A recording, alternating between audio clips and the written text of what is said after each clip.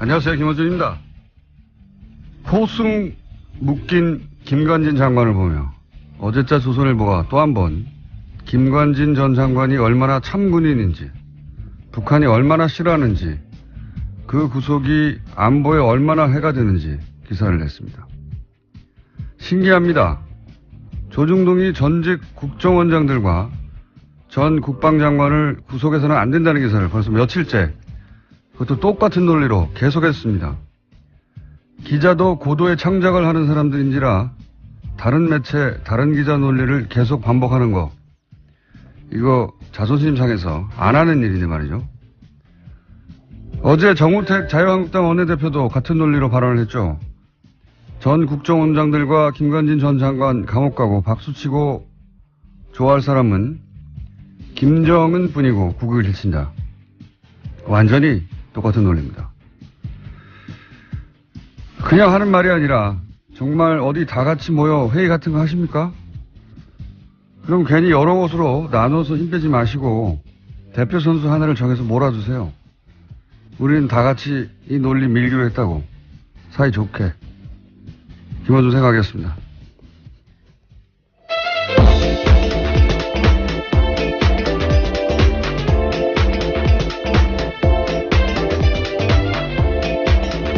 시사인의 김은지입니다. 아유, 근데 신기한 겁니다, 이거. 이게 이제 한 2주 정도 됐거든요? 매일매일 똑같은 논리예요. 어쩜 이럴 수 있죠? 예. 기자들이 원래 다른 매체에서 쓴 논리를 갖다 쓰지 않아요. 쪽팔리잖아요. 예, 기자도 자기 분야 선수들인데. 이렇게까지 반복하는 거는 정말 회의를 같이 한다.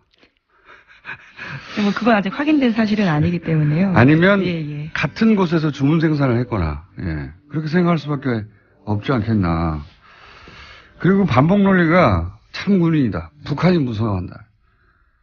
이런 건데, 이게 우리 사회 여론 지형을 수십 년간 손에 쥐고 있었던 이 막강한 조중동인데, 이렇게밖에 못하나. 좀 짠하기도 해요, 저는.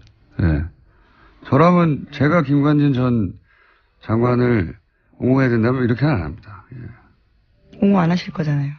해야 한다면. 예. 어떻게 할지는 뭐 영업비밀이고요. 어쨌든 누가 개발한 논리인지 이거는 적어도 20년 정도는 시대에 뒤떨어진 감각이에요. 예. 아, 김정은이 무서워한데, 와, 정말 그렇게 훌륭한 군인 감옥에 가, 안 돼, 큰일 나. 그걸 읽고 누가 그렇게 생각합니까? 와.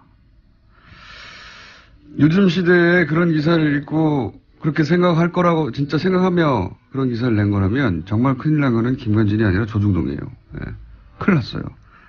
자, 첫 번째 뉴스는 뭡니까? 네, 법원의 판단도 그와 다릅니다. 구속영장이 청구된 박근혜 정부 국정원장 3명의 운명이 엇갈렸는데요. 어제 법원은 남재준 이병기 전 원장에 대해서는 구속영장을 발부했습니다. 범행을 의심할 상당한 이유가 있고 중요 부분에 관한 증거인멸의 염려가 있어 구속의 사유와 필요성이 인정된다라는 겁니다. 하지만 이병호 전 원장의 구속영장은 기각됐는데요. 주거와 가족, 수사진척 정도 및 증거관계 등을 종합하면 피의자에게 도망가 증거인멸의 염려가 있다고 보기 어렵다라고 했습니다. 좀 약간 신기해요. 예. 뭐랄까요. 이상하다기보다는 신기한 것이 기간도 제일 길고, 그죠? 크게 논란이 된 그 청와대 여론조사. 네, 소위 진박감별 여론조사라고 예, 하죠. 5억 원 들었습니다. 불법 여론조사도 이때 나왔고, 왜 이분만 기각이 됐는지 제일 고령이라서 그런가요? 실제로 가장 나이가 많은데요. 1940년생입니다. 하지만 다들 비슷하게 나이가 많습니다. 1940년대생이어서요. 존재감이 없어서 그런가요? 예. 이 의문은 저희 영장실질심사 해설 담당 판사 대기 중이십니다. 이정열 전 판사 잠시 연결해보기로 하고요. 다음 뉴스는 뭡니까? 네, 관련한 오늘 아침에 경향신문 보도가 있는데 검찰이 박근혜 전 대통령의 서울 내곡동 자택 매입에 국정원 특수활동비가 쓰였을 가능성을 수사 중이라고 합니다. 현재 수사팀은 박근혜 전 대통령 내곡동 자택 거래에 관여한 인사를 참고인 조사했습니다. 아, 그것도 조사 중이군요. 예. 이건 뭐 조사 중이고, 많은 사람이 의혹을 가졌던 뭐 의상비라든가 시술비라든가 뭐 미용비, 주사 비용, 만약 이런 데 쓰인 게 정말 드러나면, 이건 뭐랄까요. 보수 그러니까 이미, 땅바닥까지 가라앉았는데, 이게 지하로 들어갈 사안인데. 그렇죠. 국가 안보와 관련되어 있는 활동비였는데요. 그걸 네. 사사롭게 사용했다. 간첩 잡으라는 돈으로 머리를 올린 거잖아요. 예. 네, 이미 검찰에선 사적으로 사용했다라는 부분들은 밝혔습니다. 구체적 그러니까요. 용처를 밝히지 않았을 뿐인데요. 검찰은 뭔가 잡고 있는 건데, 예. 아마 이제 그것도 곧 드러나겠죠. 자, 다음 뉴스는 뭡니까? 네, 뿐만 아니라 관련된 이야기가 또 있습니다. 자유한국당 최경환 의원이 박근혜 정부 국정원의 특수활동비 1억 원을 받은 정황이 나왔습니다. 이것은 당사자의 증언들이 있는 건데요. 이현수 전 국정원 기조실장이 진술한 바입니다.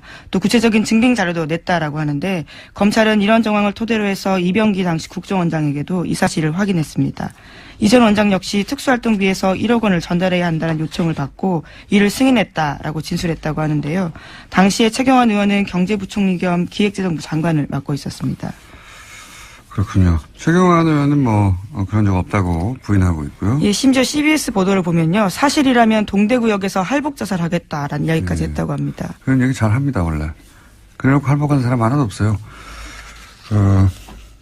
권영애 전 국정원장, 예. 안기부장. 안기부 시절에. 예, 그렇죠. 예. 그분이 20여 년 전에 할복이라고 언론에는 보도했지만, 예.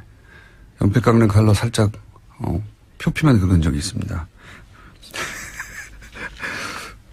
그걸 할복한 분은 아무도 없고요. 어쨌든 부인하고 있는 상황이고요. 근데 이제, 계좌 추적이 필요 없다고 하니까, 예. 울증은 확실한 것 같습니다만, 당사자는 부인하고 있습니다. 다음 뉴스는요? 네, 또 다스와 관련된 보도도 있습니다. 어제 JTBC가 한 내용인데요. 다스의 비자금과 관련해서 이명박 전 대통령이 개입한 정황이 구체적으로 나왔습니다. 2008년 초에 당선인 신분이었던 이명박 전 대통령이 손수, 비자금 수습 문제를 지시했다라는 건데요. 관계자의 증언이 나온 겁니다. 관련해서 회의를 같이 한 인사인데요.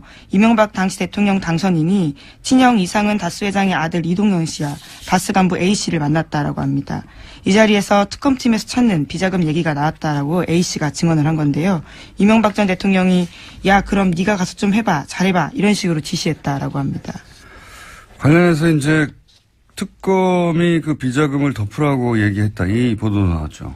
네, 그 A씨의 연속한 증언인데요. 다스 계좌로 입금하고 확인서를 제출하라고 특검에서 120억 원과 관련돼서 이야기했다라는 말을 들었다라는 겁니다. 하지만 당시에 특검팀에서는요. 그 해자 비자금이 누구의 것인지 더 이상 추적하지 않고 수사 결과 발표에도 일체 포함시키지 않았다라고 합니다. 아, 이거 굉장히 중요한 뉴스입니다. 예, JTBC가 또 한 걸음이 아니라 한 두세 걸음 정도 나간 보도라고 보는데 물론 그 시작은 뉴스공장입니다. 예. 시사인도 함께 했습니다. 네, 밝혀놓고 이게 굉장히 중요한 의미가 있는 것이 비자금을 찾았다 특검이 당시에 하는 보도는 이미 오래전에 나왔죠. 근데 이제 그 비자금 처리 방식을 특검이 제시했고 돌려놓으라 이거죠. 예. 그걸 찾았는데 왜 돌려놓습니까? 예. 그 정도 금액이면 모조리 다 구속해야 되는 사안이거든요. 액수가 커서. 그랬는데 그 돌려놓으라고 특검은 제시했고 그 돌려놓기 위한 작업은 이명박 전 대통령이 지시했다. 일타상피 전문용어로. 예. 비자금 주인이 다수인이죠. 예. 비자금 주인이 이명박 전 대통령의 가능성이 매우 높아진 거고. 그리고 그 비자금을 숨기는 범죄에 특검이 연루됐다. 이렇게 되면 당시 정호영 특검 핵심 인사들은 처벌될 가능성 또한 높아졌죠. 예. 네, 그때 꼬리곰탕 한 그릇 먹고 수사를 끝낸 바가 있는데요. 이명박 전 대통령에 대해서는요. 예, 당시 한창 바쁜 당선인 시절이었는데도 불구하고 비자금 이야기를 직접 챙겼다라는 겁니다. 예. 이거 왜 자기가 주식도 없는데 그걸 챙깁니까? 예, 말도 안 되고요. 그리고 다스의 소유주는 이상은 회장 이라고 하는데 이동영 씨는 그 아들이란 말이죠. 회장 아들이에요. 소유주의 아들. 아들이 그때까지는 다스의 일을 안 했거든요. 예, 안 했어요. 전혀. 그러다가 주식이 하나도 없는 이제 이명박 전 대통령이 다스에 가서 일하라고 그때 얘기를 한 겁니다. 그때부터 일을 한 것이고, 이게 말이 안 되는 게 말이죠. 이 재벌들의 재산 분쟁은 더 살벌해요. 무슨 롯데 왕자의 나이나 예전 현대 왕자의 나이나 삼성 이건희 회장하고 이맹희 회장하고 싸운 거 보세요. 예. 부모 자식도 없어요. 싸울 때. 그런데 뭐 친절하게 이렇게 주식이 하나도 없는데 그 회사에 가서 일하라는 말을 주식이 없는 사람이 왜 말을 합니까? 예. 그리고 가서 하라고 했던 일이 비자금 좀 처리하라고. 정황은 이제 차고 넘치고, 제가 보기에는 다스는 누구 겁니까?에 대한 답. 그 빙산의 한 절반 정도는 수면 위로 올라와 있다, 쑥. 예. 절반 이상이라고 보긴 하는데, 여기서 이제 한 가지,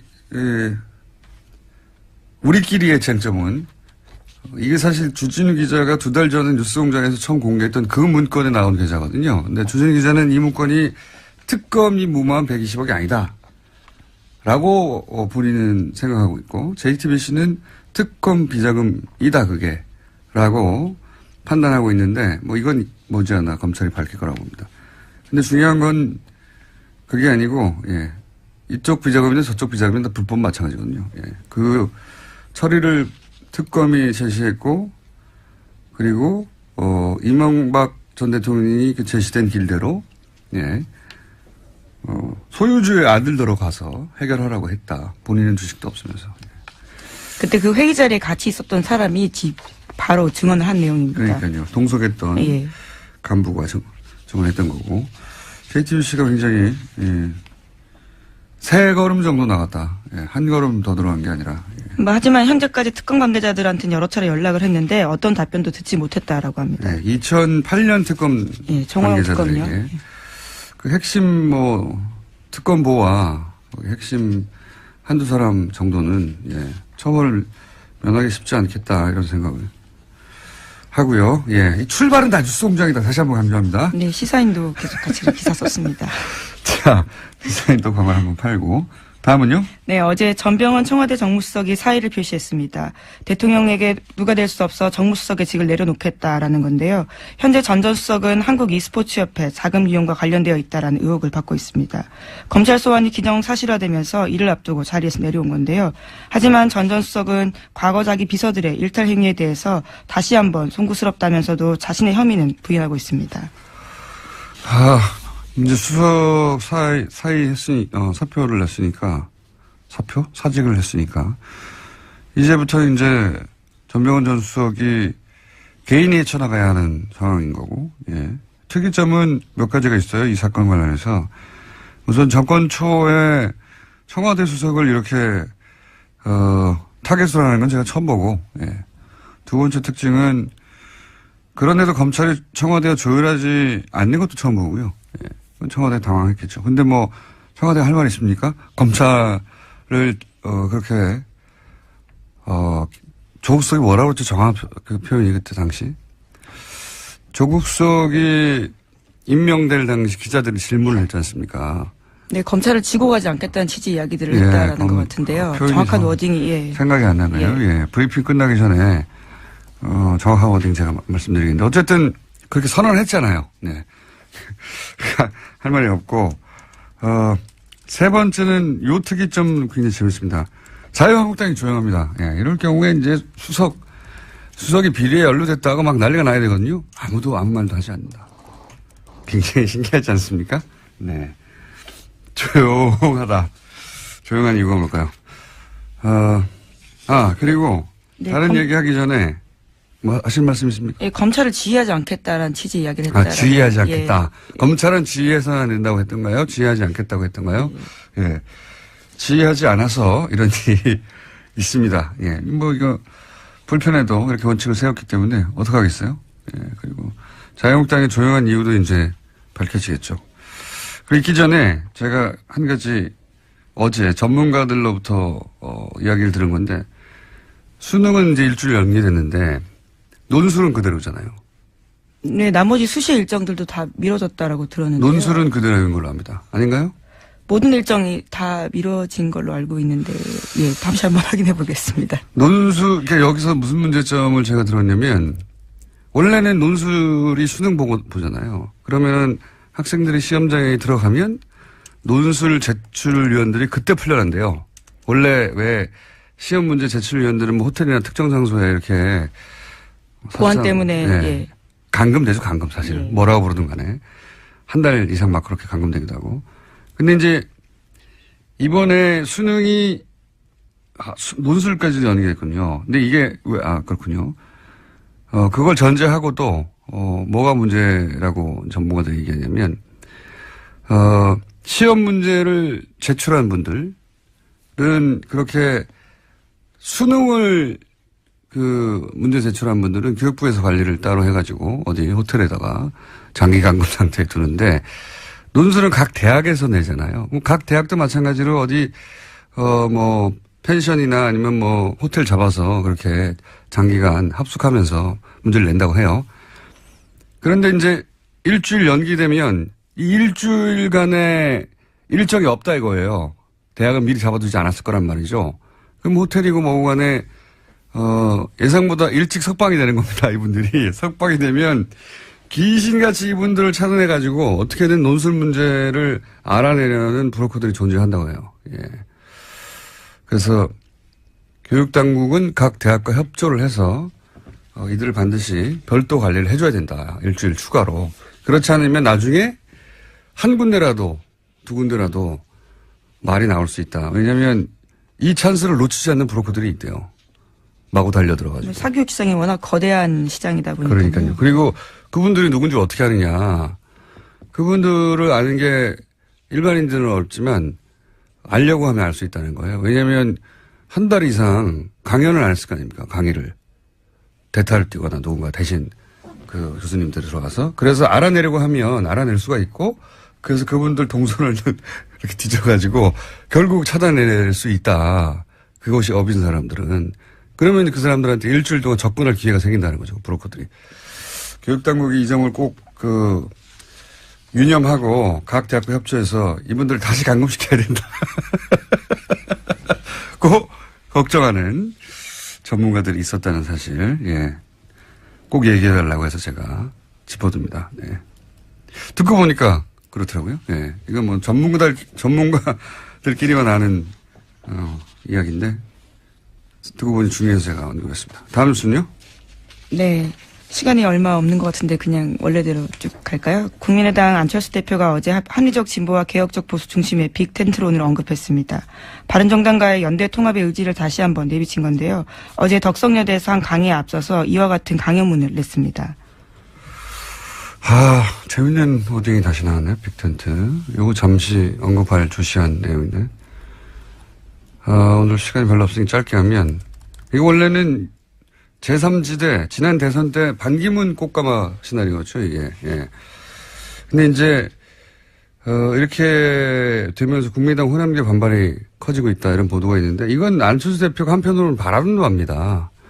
왜냐면, 호남 정당 이미지로 다음 대권 어렵다고 보고, 반발하는 호남계는 나갈 테면 나가라.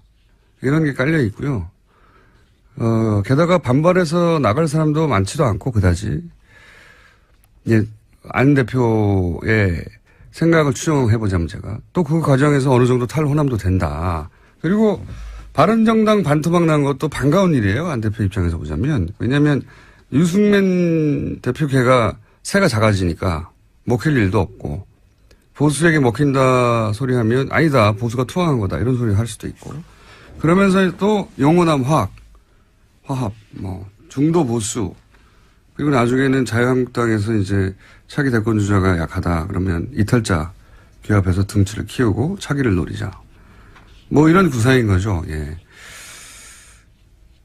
유승민 대표의 구상도 이제 얘기할 거리가 있고 또 홍준표 대표의 구상도 얘기할 거리가 있는데 그건 오늘 시간이 좀 부족하니까 다음 시간에 얘기하죠. 하여튼 그런 구상인 것 같습니다. 그 구상대로 되겠느냐 하는 건 별개의 얘기인데 구상은 그런 것 같습니다. 그런 뉴스고요. 끝내야 하니까. 예, 세월호 관련된 소식만 좀 전해드리겠습니다. 네. 세월호 미수습자 가족들이 어제 목포신항에서 기자회견을 열고요. 3년 7개월 만에 세월호 곁을 떠나겠다라고 밝혔습니다. 이로써 단원고 학생 남현철, 방영인 군, 교사 양승진 선생님, 그리고 일반인 승객 권재근, 권혁규 부자가 장례를 치르게 됐습니다. 이게 첫 번째 챕터가 이제 겨우 끝이 난 거죠. 구조, 군안, 수습. 이게 이제 끝난 겁니다, 사실은. 그럼에도 불구하고 5명 미수습자는 영원히 돌아오지 않게 된 거고. 두 번째 챕터는 2기 특조위가 열렸죠. 예. 그때, 의문, 의혹, 책임자, 아무리 오래 걸려도 철저히 조사해서 밝혀내야 하겠죠. 2기 특조위 국면이 되면 뉴스공장도 함께, 그동안 밝혀지지 않은 것들이 뭐가 있는지 함께 가겠습니다. 네. 여기까지 하고요. 시사인의 김은지였습니다. 감사합니다. 네. 영장 해설 담당 이정열 전 판사님 연결되어 있습니다. 판사님? 네, 안녕하십니까. 요즘 어디 계시죠? 요즘 그 구로 디지털 단지역에 그 3번 출구로 나오시면, 네, 거기에 저희 법무법인 동안이라고 저희 회사가 있습니다. 네. 거기에서 근무하고 있습니다. 네, 거기서 이제 보통은 변호사라고 근무하실 줄 아는데 사무장으로 계십니다. 좋습니다. 네. 네, 판사님인데 변호사가 되지 못하셨죠. 왜냐하면 이명박 전 대통령 시절에 이명박 전 대통령을 조롱하는 트윗을 리트윗했다가 본인이 쓴 게 아닌데 악연이 있습니다. 이명박 전 대통령과. 예, 주의 깊게 보고 있습니다. 네. 주의 깊게. 자, 엘리트만 한다고 하는 영장 판사를 직접 하신 경력이 있는 전 판사님, 이병호 전 국정원장만 기각이 됐는데 왜 이렇게 된 건가요?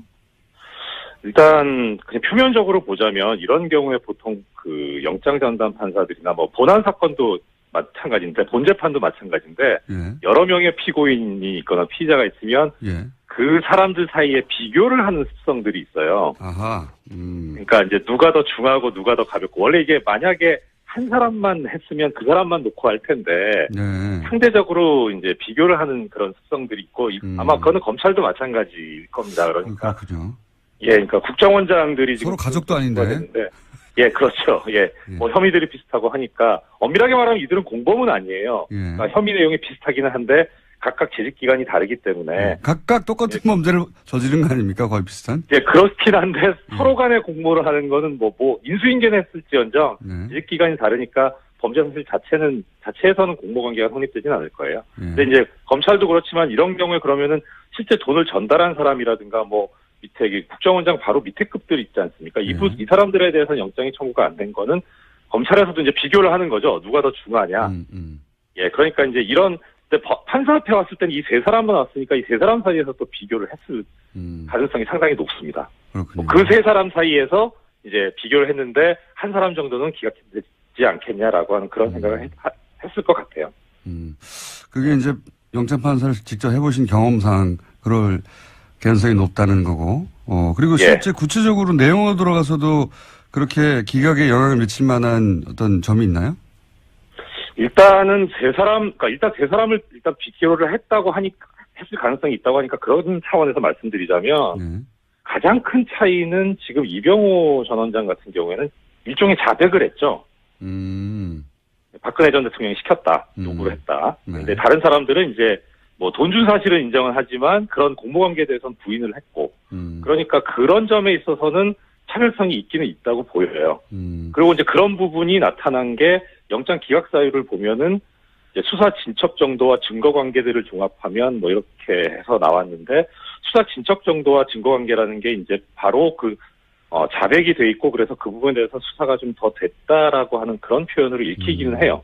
만약에 해설하신 대로 그런 이유라면 영장을 재청구하면 재청구해도 영장이 발부될 가능성이 낮네요. 그런 이유면? 발부될 가능성이요? 예.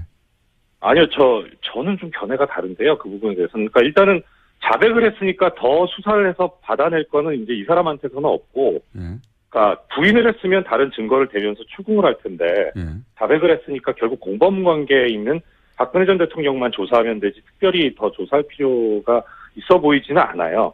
그러니까 보강할 부분이 사실 이병호 전 원장 같은 게 그렇게 많지 않은 데다가 근데 이 사건에서 지금 가장 큰 문제는요. 증거인멸의 우려 부분은 그런 식으로 어떻게든 좋게 해석해 줄 수는 있는데, 그러니까 도주 우려 부분이거든요.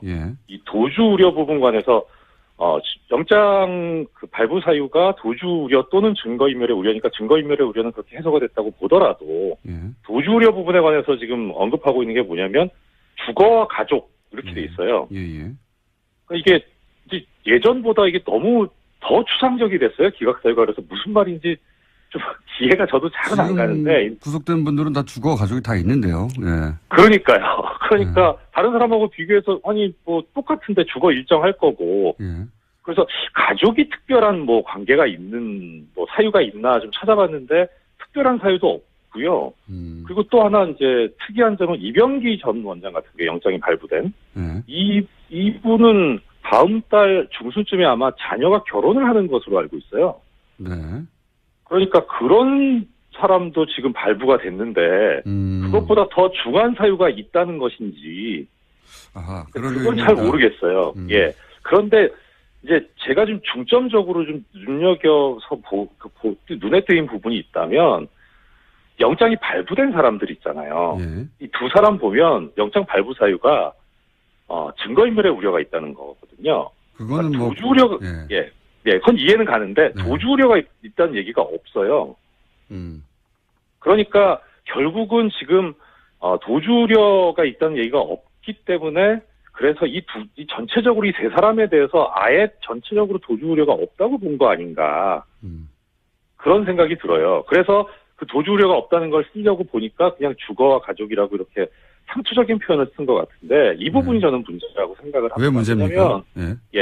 이게 지금 혐의 중에 제일 큰 게 국고 손실인데요. 이 국고 손실이 손실액이 5억 원만 넘어가도 최고형이 무기징역이에요. 형이 되게 세거든요.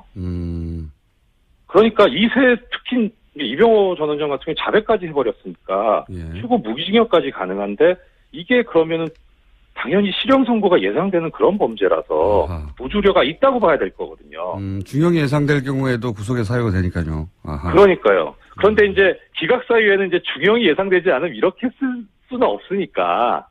그러니까 이제 그 부분은 뺀 것 같은데 그런데 내막에는 그런 게 있는 거라고 그러니까 보여요. 국정원장 3명을 한꺼번에 구성하는데 부담감을 느꼈다 이렇게 해석할 수도 있겠네요.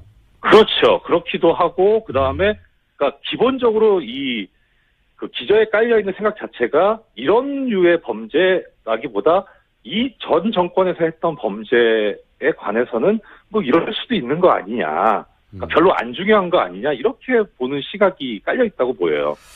알겠습니다. 오늘은 여기까지 하고요. 네, 해설을 잘 들었습니다. 어디 계시다고요? 맞습니다. 구로 디지털 단지역 부근에 구로의 등대 넷마블 건너편에 있는 법무법인 동안에서 근무하고 있습니다. 맞습니다. 네, 감사합니다. 고맙습니다. 네, 고맙습니다. 이정렬 전 판사였습니다. 지난 6월 공기업 마사회도 정유라를 지원하려고 했다 하는 녹취록을 저희가 민주당 김현권 의원과 함께 공개한 적이 있습니다. 오늘은 김현권 의원 그리고 당시 녹취록의 장본인 박재홍 전 마사회 감독을 저희가 스튜디오에 직접 모셨습니다. 박 감독님은 마사회 감독 그리고 국가대표셨고 국가대표 감독도 하셨고 무엇보다 중요한 것은 정유라를 독일에 가서 직접 코치하는 과정에서 문제가 아주 많다는 걸 깨닫고 귀국했던 장본호입니다. 김현권 의원님 안녕하십니까? 예, 안녕하십니까? 안 건드리는 분야가 점점 없어지고 있습니다. 농협도 하시고. 자, 박 감독님 인터뷰는 처음 하시는 거죠? 직접. 예, 언론 인터뷰는 처음 하시는 건데 의원님이 설득하신 거예요? 작년에 그 최순실 게이트 할 때 그때 이제 마사회를 집중적으로 다뤘고 그 얘기의 많은 출발들이 제보에 의해서 이루어진 것이었는데 박 감독님도 그중에 중요한 한 분이셨죠. 방송에 나오시는 게 혼자 나오는 것보다는 이렇게 이제 제보자가 같이 나오는 것이 더 파급력이 있다는 걸 깨닫고 본인의 보정을 위하여 이제 굉장히 중요한 분을 같이 함께 나오셨는데 우선 녹취록 기억하시는 분들도 있겠지만 가물가물 하실 테니까 간단히 요약하면 내용을 간단히 요약하면. 그때 녹취록이요. 우리 여기 나오신 박 감독님하고 마사회 현직 부회장님하고 통화 내역이었는데요. 그러니까 박 감독님이 들어오셔갖고 해고가 되잖아요. 네, 독일에서 한국으로 들어온다면 해고가 되죠. 해고가 되는데 그 해고되는 경위에 대한 일종의 항의가 있었는데 그 통화 과정에서 중요한 건 뭐냐면 그때까지만 해도 중장기 로드맵에 의한 정유라의 승마 지원에 관한 서류상의 문서만 있었어요. 그리고 그 문서 내에 돈을 얼마를 지원한다라는 계획이 있었는데 그 녹취록에서 실제로 그 돈을 지원하기 위한 협의가 오고 갔었다는 것. 그러니까 공기업인 마사회도 정유라를 지원하려고 했다. 승마협회뿐만 아니라. 그렇죠. 최순실 측에서 처음에 650억을 요구하는 것부터 시작해서 그때 이제 그 부회장이 자기가 중간에서 그걸 많이 깎았다, 그 금액을. 그런 얘기 나왔죠. 그래서 그게 이제 처음으로 그 녹취록에서 드러나게 되는 거죠. 이게 왜 중요하냐면 그동안은 이제 삼성 이 회장사였던 승마협회를 통한 정유라 지원만 거론됐는데 그게 아니고 공기업 마사회도 600억대 처음에는 그렇죠. 정유라 지원을 계획하고 있다가 문제가 생겨서 중간에 발을 뺐을 뿐이다. 그런데 공기업인 마사회가 왜 지원을 하려고 했냐. 최순실이 어떻게 마사회를 움직이냐. 그래서 마사회는 부인했었죠. 부인했는데 처음엔 자기는 전혀 아니라 그랬고 중장기 로드맵을 작성하는 과정에도 관여한 바가 없다라고 얘기를 했는데 부회장의 입에서 직접 그런 과정이 정황들이 나온 거죠. 다 나온 거죠. 그러니까 최순실의 영향력은 승마협회뿐만 아니라 마사회에도 미치고 있었다 하는 정황, 중요한 정황이었는데 그런 내용이었습니다. 그런데 그 내용을 바로 오늘 나오신 박재홍 전 마사회 감독님과 통화에 통해서 나온 것이고, 그렇죠. 이 박 감독님은 독일의 정유라를 직접 코치하신 분이니까 이제 그 얘기부터 수정을 좀 해주시기 바랍니다. 수정이 어떤 거예요? 정유라는 마장마수 선수고 저는 이제 장애물 감독이기 때문에 정유라를 직접 레슨해 본 적은 단 한 번도 없습니다. 독일에는 레슨하러 가신 건 맞죠? 장애물 부분만 맡아가지고 나갔었고 정유라는 마장마수이기 때문에 그 독일의 현지 코치가 레슨한 걸로 알고 있습니다. 아 그렇군요. 마장마술 부분만 하시려고 가신 거다. 저는 장애물 부분만. 장애물 부분만 하시러 가신. 그 코치 하시러 가신 건 맞잖아요. 아니요, 종목이 틀립니다.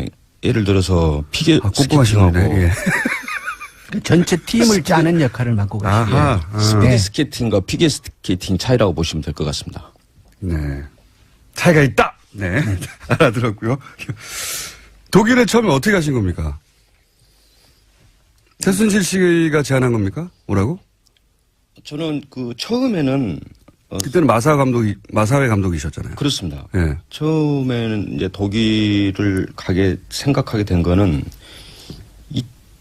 2015년 8월에 제가 그 올림픽 선발전을 독일 하겐이라는 지역에서 시합을 했는데요. 그게 이제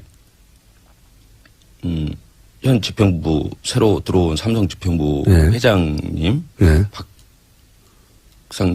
박상진 회장님하고 황성수 부회장 그다음에 박원호 전 전무이사를 해가지고 그쪽으로 왔었어요. 그다음에 그때 현 전무이사인 김종찬 전무이사도 왔었고요. 굉장히 꼼꼼하신 분이군요. 날짜와 이름과 다 등장하고. 막 특검에서 하도 이거를 이야기를 하다 보니 조금 제가 숫자에 좀 둔한데 좀 다 외우셨군요. 납니다. 가지고 저는 이제 그 격려차 올림픽 선발전이 그러니까 보통 그런 경우가 많이 있으니까. 삼성 회장단이 그러니까 승마협회 그 간부들이 내가 올림픽에 나가는 걸 응원하러 왔구나 이렇게 생각하셨어요. 당연히 그렇게 생각을. 당연히 그렇겠죠.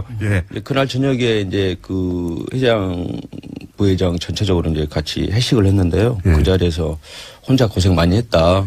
다음번에는 그 단체전을 만들어가지고 도쿄올림픽에서 한번 열심히 한번 해봐라. 그래서 너무 고무적으로 받아들였고 너무 삼성전자 사장 와가지고 막 하니까. 그죠? 그래서 90년대 후반에 삼성에서 스폰했을 때 또 그때 승마 기술 상승이 우리가 그나마 아시아에서 유지해 왔는데 이번에 또 한번 기회가 되는구나. 저는 그렇게 상당히 기쁘셨겠네요. 희망적으로 생각을 했어요. 그런데 알고 보니까 그렇죠. 나중에 알고 보니까 그 시기 전후로 해가지고 코아스포츠하고 예.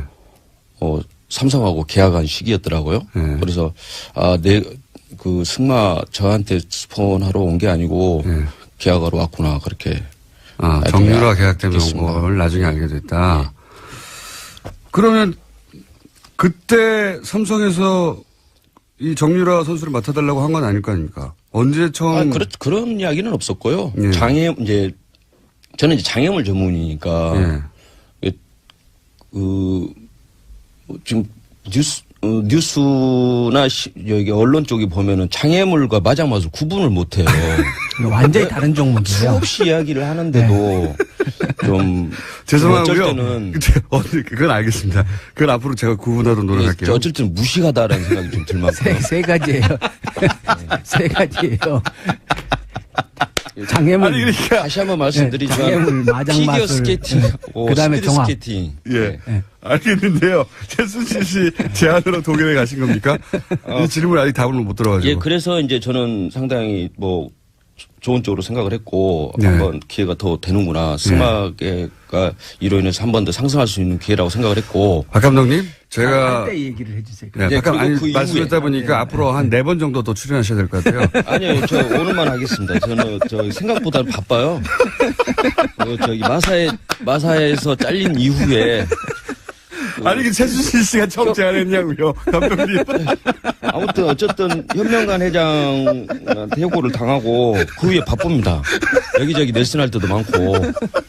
아니, 그러니까 오늘만 알겠는데요. 예. 독일에 최순실 씨가 제안해서 가셨습니까? 최순실 씨가 다이렉트로 제안한 건 아니고요. 예. 그 회장 이 답을 넣는데 10분이 걸렸네요. 승마협회 회장님이 그렇게 이야기를 하셨고, 아하. 그다음에 예. 한국으로 그 올림픽 선발전을 끝내고 한국으로 돌아와가지고, 예. 그때는 이제 이제 박원호 전무님 대한승마협회 이쪽에서 제안을 했었고, 그다음에 나가게 된 시기에 최순실로부터 전화가 왔었습니다. 최순실한테. 예, 최순실한테 독일을 직접. 좀 나와달라. 나와달라. 전화가 와가지고, 저는 이제 그때 이제 최순실 씨한테 유연이 엄마라고 이렇게 이렇게 네네. 했을 텐데. 네. 학부형으로 보신 거죠, 그러니까. 그렇죠. 학부형. 승마 선수의 학부형 정도로 보신 거죠. 그렇습니다. 예. 그렇습니다. 처음에는. 예. 나와달라고 그래가지고 제가 공기업의 감독인데, 누가 나오라고 한다고 해서 나가고, 네. 그렇게 할 수는 없고, 좀 공식적인 절차를 좀 거쳐야만 할 수 있다. 네. 알고는 있다. 지금 나가야 되는 상황이란 걸 알고는 있는데, 좀 절차를 좀 거쳤으면 좋겠다라고 이야기를 했더니, 좀 잠깐 기다려라고, 그리고 전화를 끊고 한 5분 내에 다시 전화가 왔어요. 가지고 다 이야기가 됐으니까 나와라고. 5분 만에. 예. 5분 만에. 예, 그거는 승마협회 혹은 마사회하고 얘기해야 한다고 하는데 5분 있다가 다 얘기되다고. 예. 그래서 알겠는데 무슨 이야기인지 알겠습니다. 하지만은 최순실 씨가 내한테 이야기를 하는 거 그렇다고 해서 내가 5분 만에 이야기 끝났다고 이제 이야기 끝났다 바로 나가는 수는 없지 않습니까? 공식적 문서가 있고 예, 회장이 마사 회장님이 오케이를 사인을 해야 제가 그렇죠. 부하 당연히. 직원으로서 가는 거잖아요. 마사회 절차상. 감독인데. 예. 그래야 됩니다. 그랬더니 다시 한번 기다려라고 하고 다시 또 재차 전화를 한 5분 있다 다시 왔어요. 네. 현명관 회장이 오케이 했으니 걱정하지 말고. 5분 만에? 예. 현명관 회장이 오케이 했다고? 예, 걱정하지 말고 내일 가면은. 내일 가면, 예. 가라고 할 거라고. 가라고 할 그러더라고요. 거라고. 야 그래서. 대단하네요. 그다음에 갔더니 가라고 하더라고요.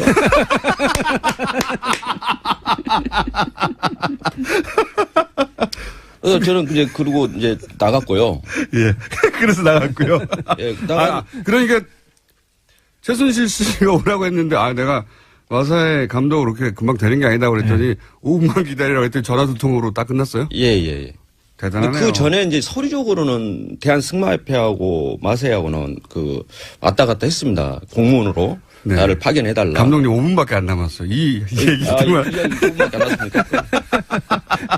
감독님 앞으로 사회 예정돼 있고요. 그리고 아니. 저는 오늘만 못 오는데. 출연료도 얼마 안 된 것 같고.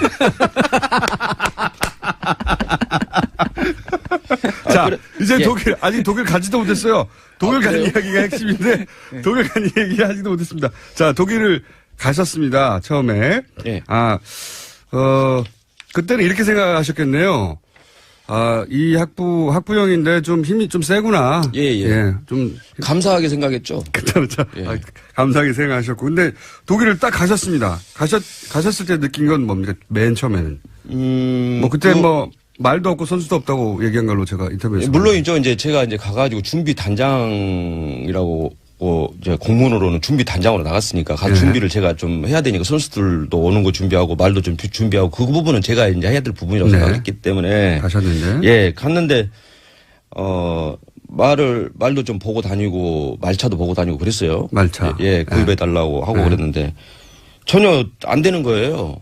진행이 안 됐어요? 예, 진행이 전혀 안 됐고 저 같은 경우에 또 말 자체를 분데스 챔피언십에서 2등한 말을 제가 어렵게 그 선수 그 친구인 승마 선수 친구인 올림픽 메달이 한 7, 8개 갖고 있는 친구와 말인데 그쪽을 연결을 해가지고 좀 잡아놨어요 말을.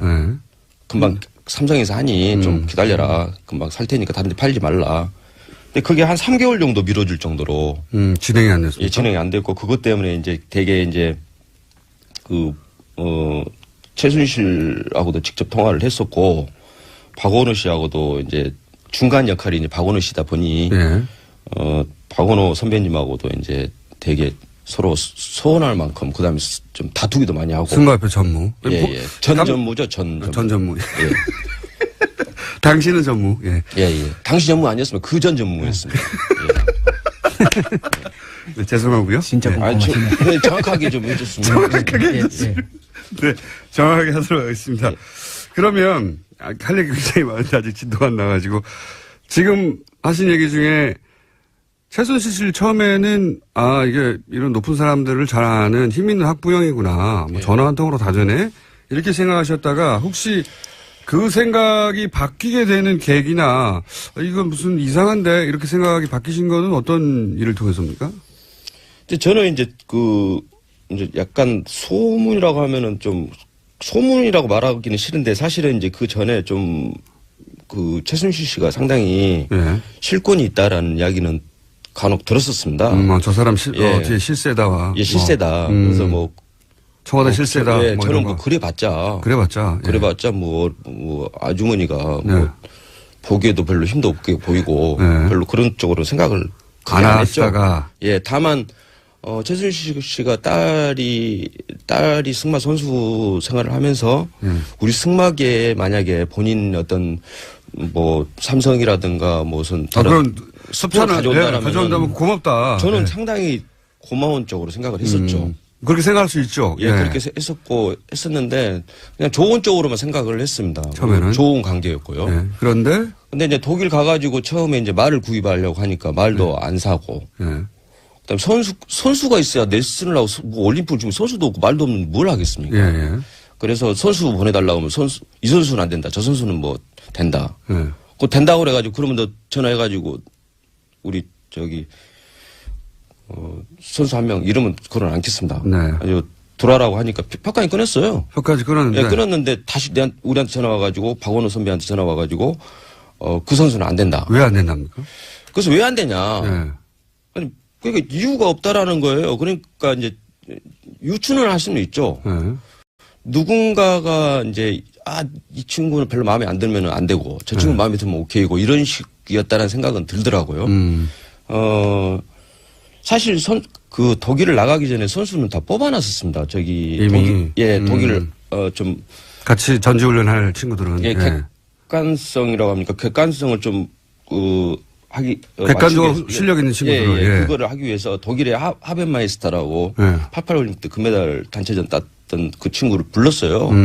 그 친구가 뽑고 제3자가 뽑고 저는 이제 살짝 관여를 했죠. 네, 당연히. 그러니까 이 친구에 대해서 설명해 주는 정도. 가지고 10명을 뽑았어요. 이미 뽑아놨는데. 예. 근데 그 선수들이 제가 원하는 선수 그 10명 안에 있어야 되는데 아무도 다른 선수가 올라오고.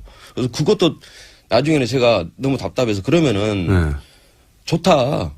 선수만 뽑아주고 말만 해준다라면은 그거 가지고도 내가 꾸려 나가겠다는 생각을 했어요. 당신들을 뽑아라 했는데도 선수가 안 뽑혀요? 예. 그럼 왜 안 뽑히는 겁니까? 나중에 알고 보니까. 처음부터 뽑을 생각이 없었던 건가요? 이제 박원호 전무님 생각은 네.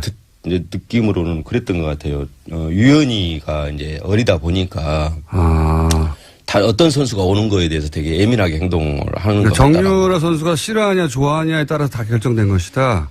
그렇다고 생각을 해볼 수 있죠. 자, 저희는 이제 두 번째 질문 초입인데 시간이 다 돼가지고요. 아무래도 앞으로 몇 번 더 나오셔야 되겠지만. 저는 정말 그럼 오늘 나오신 김에 저희가 3부 조금 한 10분 정도 쓸 테니까 3부. 아니 저 예? 가셔야 돼요? 예. 저 오늘 법정 가야 됩니다. 저기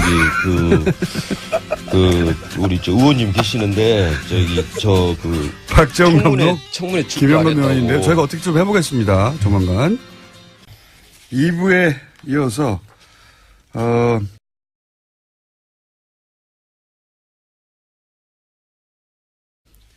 2부에 이어서 3부에 조금만 더 하자는데 이렇게 잡기 어려운 분은 처음이었습니다. 네. 가신다고 하는 거를 현역 의원님이 붙잡고 보좌관님이 붙잡고 해서 간신히 10분 더 하기로 했습니다.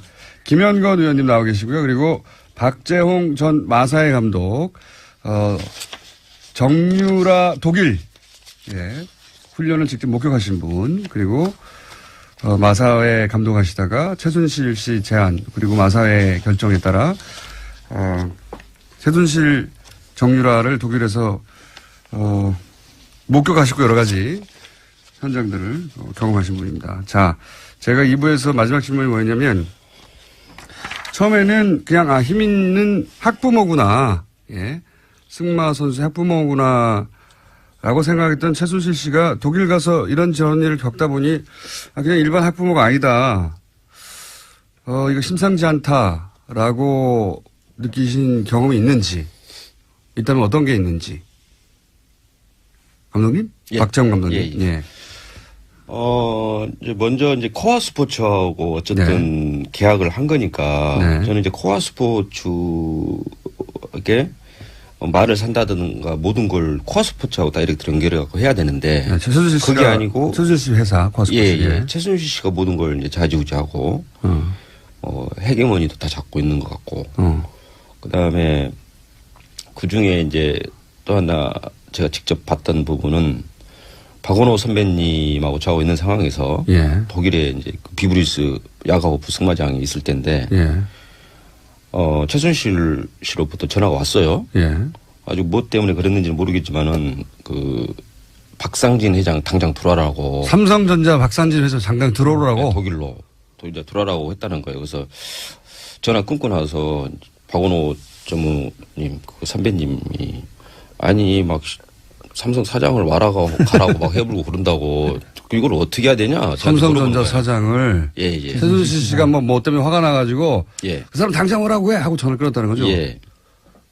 회장인 거예요, 회장. 그러니까 거기서 회장님이라고 다 불러요. 코아 스포츠에서도.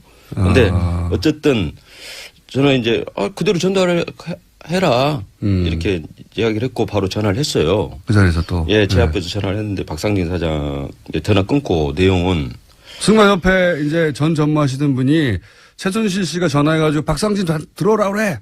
하니까 또 실제로 이거 오라가라 한다 삼성전자 차장 보고라고 툴툴대면서도 전화를 또 했다는 거죠. 예, 했습니다. 했더니 들어왔나요, 그분들이? 아니요, 이제 그게 아니고 이제 박상진 회장님이 뭐라고 하시냐고 그랬더니 아니 내가 최순실 씨가 와라 간다고 가고 왔다 갔다 하기는 좀 그렇지 않습니까? 그걸 제가 뭐 나이도 아니고 그렇게 이야기를 처음에 했다고 해요. 박원호 씨한테. 이야기를 하면서 왔다 갔다 해봤자 서로 불편하고 잘못하면 피곤하니 원하는 걸 이야기하면 뭐든지 해줄 테니까 전화 이렇게 연결해갖고 연락하시라고 이렇게 하고 끊었던 것 같더라고요. 오라가라 하지 말라고 박상진 사장은. 나중에 알고 보니까 뭐 결국 들어갔던 것 같은데요. 보니까. 실제 갔어요. 실제로 갔었더라고요. 내가 최순실이 오라고 한다고 가는 사람이냐. 아이 참 내 모양 빠지 그러다가 알고 봤더니 왔더라고요. 아니 나중에 저기 언론 어디서 나온 거 보니까 들어갔더라고요. 알겠습니다. 그때 이 최순실 씨가 그냥 일반 학부형이 아니구나. 예. 학부모가 아니구나. 네. 뭔가 이제 권력과 누군지는 모르겠는데 뭐 굉장한 힘이 있다 이렇게 생각하셨군요. 예, 이제 그런 부분도 있었지만은 이제 그것보다도 가장 이제 컸던 부분이 제가 철수를 해야 되겠다고 생각했던 부분이 이제 말을 이미 이제 좀 봐놓고 이런 말들을 이제 직접 코아스포츠가 가가지고 그 말을 사야 되는데 뭐 전혀 뭐 그 부분에서 꿈쩍도 안 하니까 뭐 어떻게 할 수가 없고 그로 인해서 이제 박원호 전무이사하고도 상당히 이제 다투기도 하고 막 그런 과정도 되게 싫었고. 그러니까 아까 말씀하셨듯이 선수 선발하는데 대표팀의 선수 선발인데 정유라 일개 선수에 불과한 정유라가 싫다 좋다 하는 걸로 막 누군 되고 누군 안 되고. 네, 그런 느낌을 받았습니다. 그래서 그런 것도 말도 안 되고. 예, 그것도 좀 말도 안 되고 그래서 완전히 좀 느낌이 시샘말로 바지 같은 느낌도 좀 들고. 나는 바지고. 예, 그런 생각 들고 그래서 1월 초에 박상진 회장이 들어온다고 했어요.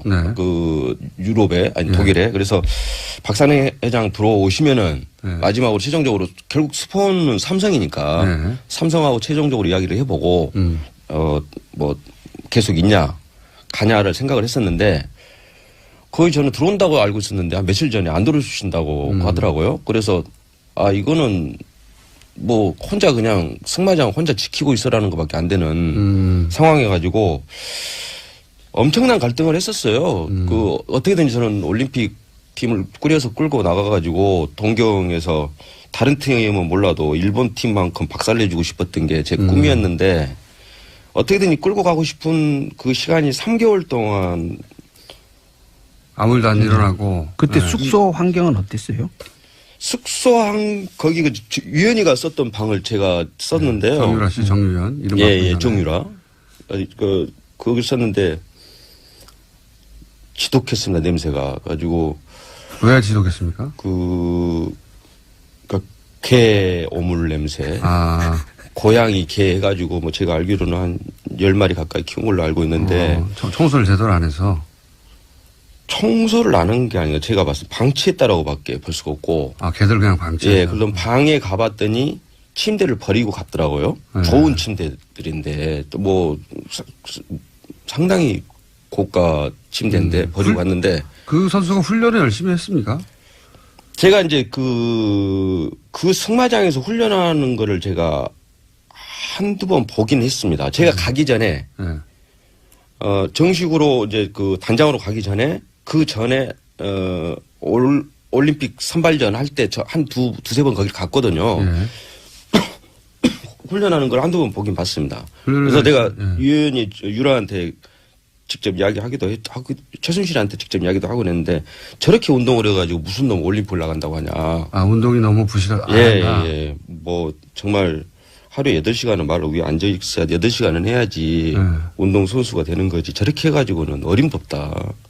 라고 이야기도 하고 했어요. 훈련도 최순실 씨도 뭐 나쁘게 받아들이고 그런 게 아니고 뭐 좋게 받아들였던 것 같은 훈련을 느낌이. 안 하니까 제대로. 그러면 이런 거는요. 그때 삼성이면 35억인가요? 그런 그 지원금이 나왔는데 그 돈은 어떻게 됐습니까? 저는 그건 모르죠. 그걸 지원금에 대해서 뭐 그런 부분들은. 그게 결국은 이제 대표팀 운영에 쓰이라고 주어진 돈인데. 그러니까 말도 사야 되고 선수를 보내줘야 되는데. 그걸 저희들은 아까도 말씀드린 장애물 쪽인데. 전혀 지원이 안 됐습니다. 저희한테는. 전혀 지원이 안 됐고, 그리고 제가 철수하고 보니까, 그러니까 그 와중에 유연이한테 이제 이렇게 사고, 이러긴 하고, 그 다음에 그 시기에 호텔도 사고 그랬더라고요. 근데 감독님한테 지원은 없고, 다른 데 쓴 걸로 보여주더라. 그 돈인지는 저도 모르겠는데. 예, 어쨌든 그 시기였던 것만큼 확실합니다. 그렇군요. 그래서 1월 7일인가 9일 그 사이에 제가 철수를 했죠. 제가 도저히 더 이상 있을 수가 없어가지고. 지원도 제대로 안 되고, 선수도 안 뽑아주고. 지금도 짐이 친구네 집에 짐이 지금도 남아있는데, 그냥 일단 간단하게 해가지고 철수를 해버렸습니다. 그 이후에 또 돌아오신 이후에도 고초를 많이 당하셨어요. 그죠? 그렇죠. 지금 이제 우리 박 감독님한테 좀 관심을 가져야 할 거는 그러니까 이제 현명관 사장한테 직접 고소를 당해갖고 계속 이제 재판에 불려 다녀야 하고. 근데 이제 제가 최순실 게이트 쭉 하면서 이렇게 보니까 저 힘 있는 분들, 돈 있는 분들이 늘 쓰는 방법이 일단 고소를 해요. 맞아요. 네. 그럼 끌려다녀야 되거든요. 고소를 막 해놓고 자기네는 변호사 내보내고 안 나오고. 맞습니다. 네. 그러면 이제 얼마나 불편합니까? 지금 그러면 당하는 사람은 변호사 써야 되죠. 끌려다녀야 되죠. 그렇죠. 검찰 부르면 가야 되죠. 비용도 만만치 않은 데다가 시간 비용 다 시간 들어가고 정신적인 압박도 크고. 그래서 지금 박 감독님도 그걸 당하고 계시고. 그러니까 고소의 내용 그거랑 아까 이제 박 감독 얘기하는 거 보면은 5분 만에 다시 전화가 가지고 현명관 사장하고 얘기 다 됐다. 그러니까 가라. 이렇게 얘기를 했다는 거 아닙니까? 그러니까 박 감독 입장에서는 최순실 씨하고 현명관 씨하고 그 사이 통화했구나. 라고 충분히 정황상 짐작할 그렇죠. 수 있잖아요. 실제로 그 뒤로 됐으니까. 그래서 그런 얘기를 한 건데 그것을 가지고 현명관은 아니라고 고소를 한 거고. 허위사실 고소를 한 거고. 그럼 재판은 또 진행되고. 그럼 끌려다녀야죠. 끌려다녀야 되고. 지금 그런 상황입니다. 그런 상황이거든요. 한 번 더 말씀하셨으니까 이제 어떡하나. 방송에 나와서. 저희 인터뷰가 저희가 그 다른 코너를 먹고 들어가가지고 뒷이야기가 많은데 그건 최소한 한 번 더는 나오셔야 되겠고요. 감독님 정말로 안 나오실 겁니까? 저는 더 이상 못 나오고. 자, 너무 많이 당해가지고 출연료를 좀 올려드려야.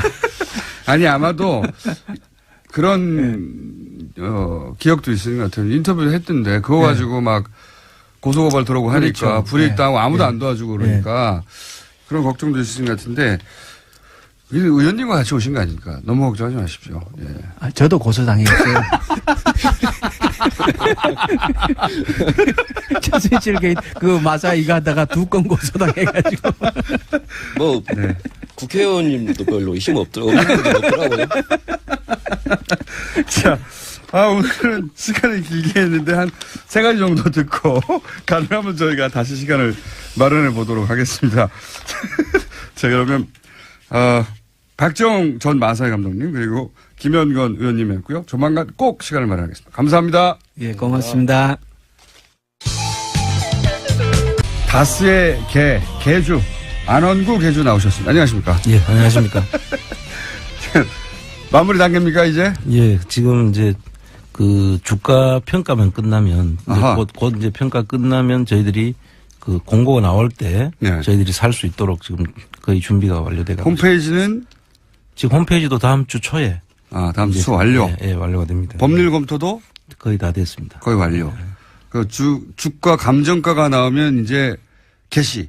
작전 개시. 다음 주 초 홈페이지 주소가 어떻게 됩니까? 홈페이지 주소가 지금 저희 코너하고 이름이 똑같습니다. 쇼미더머니. 쇼미더머니 점 뭡니까? or.kr.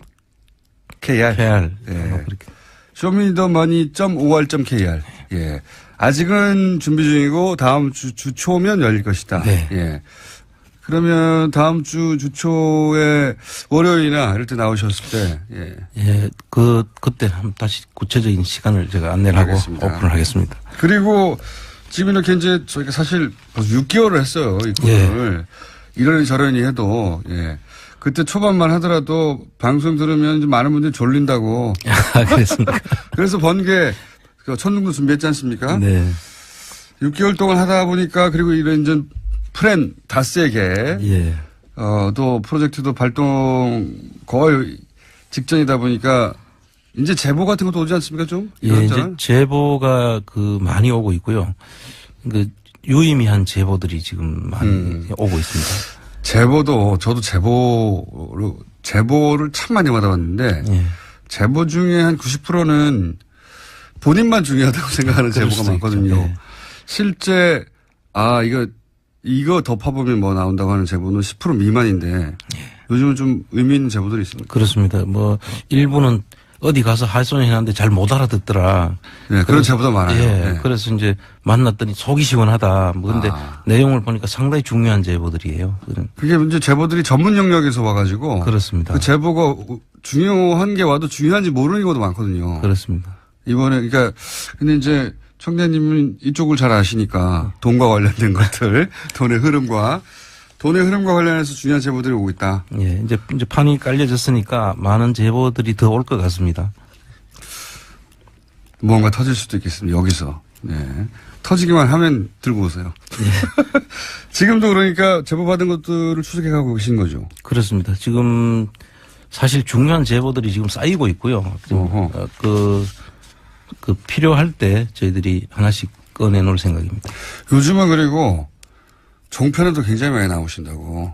네. 여기저기서. 한두 번 나간 게 전부인데요, 사실. 한두 번이 아니라고 하는데요. 그렇습니까? 저희한테도 제보자들이 있어. 여기서 나타났다고 막 계속 제보 보고. 이분 왜 이러시냐고 뉴스공장 한번 나와야 되는데. 자, 프란 다스에게 곧 시작합니다. 그리고 이제 이명박 전 대통령 당선인 시절에 다스 비자금 처리, 수습을 직접 지시했다는 뉴스는 보도도 있었고, 요거는 제가 브리핑에서 한번 예. 정리했는데, 그거 말고 일요신문발 뉴스도 있지 않습니까? 예. 네.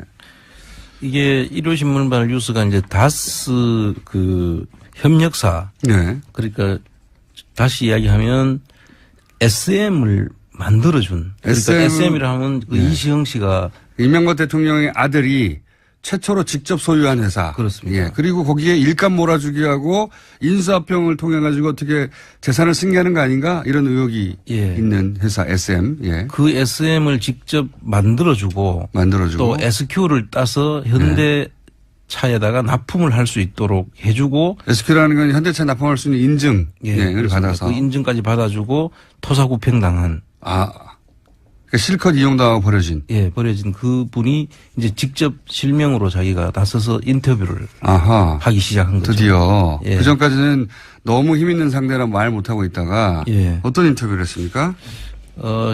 내용이 상당히 좀 심각한 내용들이 많은데요. 네. 그분 입으로 이 다스는 이명박 씨 거라고 이야기를 했더라고요. 그분이? 예. 당하면서 보니까 전부 다 내려오는 것이 절차상이나 내용적으로나 전부 다 이명박 씨 것으로 보이는 정황이 너무나 많다. 그러니까 이명박 전 대통령 아들에게 그 회사를 설립하고 SM이라는 회사를 설립하고 그런 일을 도와준 창윤산업이었던가요? 예, 창윤산업. 예. 대표가 실명으로 직접 나와서 자기의 경험을 얘기하는데 자기 겪어봤더니 다스는 이명박 전 대통령 거 맞다. 그렇습니다. 그렇지 않다면 이해할 수 없다. 뭐 이런 그런 정황들을 얘기했다는 거죠. 예, 그리고 이제 실제로 다스에서 돈을 주고 그 SM을 만들어라고 했고 그 다음에 그 기계나 이런 것도 전부 다 다스에서 내려왔다는 건데 이런 부분들은 이제 다스가 SM을 사실상 만들어주고 그 일을 한 분이 이제 창윤이라는 그 회사 사주가 했는 거죠. 그렇군요. 그러니까 다스의 주식을 하나도 안 가지고 있는 이명박 전 대통령이 다스로 하여금 SM을 만들게 하고 그 SM은 아들에게 줬다는 거 아닙니까? 그렇습니다. 예. 그런데 바로 일을 해준 당사자가 자기가 그 일을 해주다 보니까 다스는 이명박 대통령 거더라. 예, 그렇죠. 라고 얘기를 한 것이고요. 그런데 그게 또 자기가 회사를 뺏어갈 때 왜 뺏겼냐고 하는 분이 이동형 씨라고 이상은 씨 아들이 있지 않습니까? 네네. 그분이 공장을 뺏겼다고 하니까 이동영 씨가 왜 뺏겼냐고 오히려 버티지. 그분도 지금 아마 이명박 씨한테는 자기 삼촌 되죠. 그분한테 불만이 많겠죠. 그렇죠. 주식은 실제 본인의 아버지 이명박 전 대통령 형한테 주식은 있지만 우리가 이제 의혹을 가지기로는 그분은 실소유주가 아닐 수 있다라고 의혹을 가지고 있는데 그 아들이 그거 왜 실컷 만들어주고 이명박 대통령 일가에게 그 회사 뺏겼냐고. 그렇습니다. 불만이 있는 거죠, 속으로는. 상당한 불만이 있는 걸로 보입니다. 사실은 이거는 정말 재무제표상 혹은 우리가 주식 등기부등본상 그 회사의 주인은 자기 아버지인데. 그렇죠. 그러면 자기가 마음대로 할 수 있어야 되는데 자기는 아무것도 마음대로 못 한다는 얘기이기도 합니다. 그때 아까 보면 비자금 사건 해결해주고 겨우 그 직장을 얻었던 분이. 그렇죠. 예. 그러니까. 어쨌든 그때 이 창윤산업 대표는 자기 경험상 다스는 이명박 전 대통령 이렇게 맞다. 그렇죠. 예. 그렇게 이야기를 하고 있고. 근데 사실 이 정도쯤 되면 지금 다스와 관련해서는 그 비자금 문제도 지금 밝혀졌죠. 예. 그 자회사의 불법 그 지원한 문제도 밝혀졌고요. 예. 그리고 하청업체 부당 인수한 그런 다원이라는 회사를 인수하는 과정에 사실 그 회사가 부채가 한 500억이었대요. 그 500억을 250억으로 해결을 하고 그 SM이 인수합병을 하게 된 거죠. 그런데 그 250억 정도가 어디서 나와서 해결이 됐는지 자금원이나 이런 것들은 그 국세청이나 이런 데서 조사를 해야 됩니다. 그렇겠죠, 당연히. 예, 자금 흐름, 이상한 자금 흐름도 있었지 않습니까? SB 글로벌 로직스. 예. 거기서 돈이 1250억인가. 말도 안 되는 액수가. 건너갔지 않습니까? 예. 그래서 이러한 것들은 당연히 국세청이 나서서 이거 어떤 흐름에 의해서 이 자금들이 흘러갔는지를 조사를 해야 되고요. 그 다음에 지금 아까 창윤 회사 같은 경우는 자기가 그 일을 다 해주고 회사 공장을 만들어주고까지 했는데 그 토사 구팽당하고 이 사람은 지금 거지가 돼 있단 말이에요. 제 생각에는 이 회사를 세우면 당신도 그러니까 일을 했겠죠. 그렇죠. 당신도 뭐 지분을 같이 태워준다든가 여러 가지 제안이 있었을 텐데. 이제 2차 납품업체들은 2차 밴드 같은 경우는 납품을 하는 것이 그분들의 생명줄이거든요. 그렇죠. 그런데 생명을 줄로 연장시켜 줄게 잘 우리가 앞으로 거래해 줄게 하고 이제 이런 일들을 시켰었고 다 만들어 주고 나니까 끊어버린 거죠. 네, 버린 거죠. 이거는 사실 공정거래위원회에서 고소 고발이 없더라도 이게 조사를 해가지고 사실 이게 그 전형적인 하청업체들을 잡아먹는 거잖아요. 공정위는 조사권이 있지 않습니까? 공정위 전속 고발권도 있죠. 조사를 해서 이거는 전속 고발을 해야 된다고 저는 생각합니다. 사실 지금 다스와 관련해서 언론들이 제기하고 있는 의혹이나 실제 밝혀진 부분만 가지고도 국세청이고 지금 말씀하신 공정이고 검찰이고 달려들어서 수사할 수 있어요, 다. 예, 금방 조사하면 금방 나옵니다, 이거는. 네. 오히려 이명박 전 대통령이 전 대통령이라는 이유로 해서 지금 다 지연되고 혹은 못하고 있는 거죠. 잘. 그렇습니다. 본인들은 억울하게 당한다고 주장하는데 거꾸로예요. 네. 일반적인 경우라면 이거 벌써 끝났죠. 끝장났습니다. 예, 끝장났는데 그러니까 당하는 게 아니고 사실은 전 대통령이라는 이유로 계속해서 이런 것들이 지연되고 있는 겁니다. 제대로 그렇습니다. 못하고. 예. 자, 그러면 오늘 시간을 앞에, 승마. 말만 해도 웃기네요. 마사의 전 박정훈 감독님 나오셔가지고 시간을 좀 잡아먹어서 시간 좀 짧습니다만 요즘 다스 관련 뉴스들이 지금 많이 보도되고 있는데 지금 방금 얘기한 JTBC도 그렇고 이게 이제 안원구 점장님의 소스들이 많아요. 예. 네. 사실 저희들 그동안 계속 다스 이야기를 한 2달 넘게 해왔는데. 네. 주준희 기자하고 안원구 총장님 했던 얘기들 중에 이제 그게 뿌리를 내리고 가지를 치고 해가지고 이제. 그죠? 예. 그래서 지금 상당히 고마운 게 이제 많은 기자들이 여기에 이제 지금 상당히 몰입이 돼 있고요. 네. 그래서 이분들이 많은 것들을 지금 밝혀내주고 있죠. 맞습니다. 너무 고마운 일이고요. 계속 앞으로도 이제 이런 부분에 대해서 관심이 있는 부분이 있으면 제가 열심히 그 소스를 줄 겁니다. 그러면은 나오신 김에 이러이러한 것들이 있으니 이러이러한 것들을 같이 해보자라고 제안하실 만한 거 없습니까? 소위 이제 전문용어로 떡밥이라고 하는데. 예. 그 지금 사실 차명이나 그 숨겨진 것으로 보이는 그런 재산들이 좀 사명재산. 예. 네. 그동안 언급이 안 됐던 것 중에 그 미래라는 회사가 또 있더라고요. 그 미래라는 회사가 이게 있고. 파들파들 맨날 새로운 게 왜 이렇게 너무 많아요? 미래요? 예. 예. 이명박 전 대통령 차명자산 의혹. 예, 경주 쪽에 있는 그 부동산을 관리하는 회사로 보이고요. 이 회사는. 그 다음에 이제. 여기도 의혹이 있다? 예, 의혹이 있습니다. 차명 의혹이 있다? 예. 그리고 홍은 프레닝이라고. 예. 이건 좀 들어봤는데. 예, 홍프레는 좀 들어보시죠. 이것도 예. 부동산 관리. 예. 원래는 전자기계 회사였어요. 예. 근데 이제 그 천호동에 유타운을 해가지고 한 260억 정도를 차익을 남겼던 그 회사인데요. 아하. 이 회사도 지금 이명박 대통령 시절입니까? 서울시장 시절입니까? 서울시장 시절로. 서울시장 시절 뉴타운 막 할 때 그때 특수로 돈을 좀 벌었던 거. 그렇습니다. 예. 그래서 이 천호동 유타운 사업하고 또 지금은 거여동에 예. 거여동에도 또 땅이 있다는 지금 제보가 있었거든요. 근데 여기도 역시 차명관리회사 아니냐? 그렇습니다. 예, 그런 의혹을 가지고 계신 거고. 그다음에 은평 유타운 주변에도 예. 제보 있다는 이야기고 내곡동 옛날 사저지라고 했던 그 지역 있지 않습니까? 예, 특공같이 그건 했었는데. 별도로 한번 나중에 다시 해야 되지만 그 부분에 대해서도 지금 그 주변에 예. 땅들이 좀 많이 있다는 그런 제보가 있고. 이명박 전 대통령 소유인 거 아닌가, 차명 소유하는 것인데 숨겨진 거 아닌가 이런 의혹이 있는 땅들이 있다는 거죠. 예. 네. 그 다음에 이제 경주 포항 간 그 고속도로 그 주변의 땅들도 지금 너무 많잖아요. 이게 할 게 너무 많은데 어쨌든 이런 의혹들과 이제 그런 의혹을 가지는 여러 가지 합리적 근거들이 있는데 안 청장님 혼자서 다 이걸 하긴 너무 힘에 붙이고. 예. 제가 이거 할 수 있는 일들이 아니죠, 사실은. 예. 우리 많은 기자분들이 사실 저희들하고 오랫동안 협력을 해오면서 예.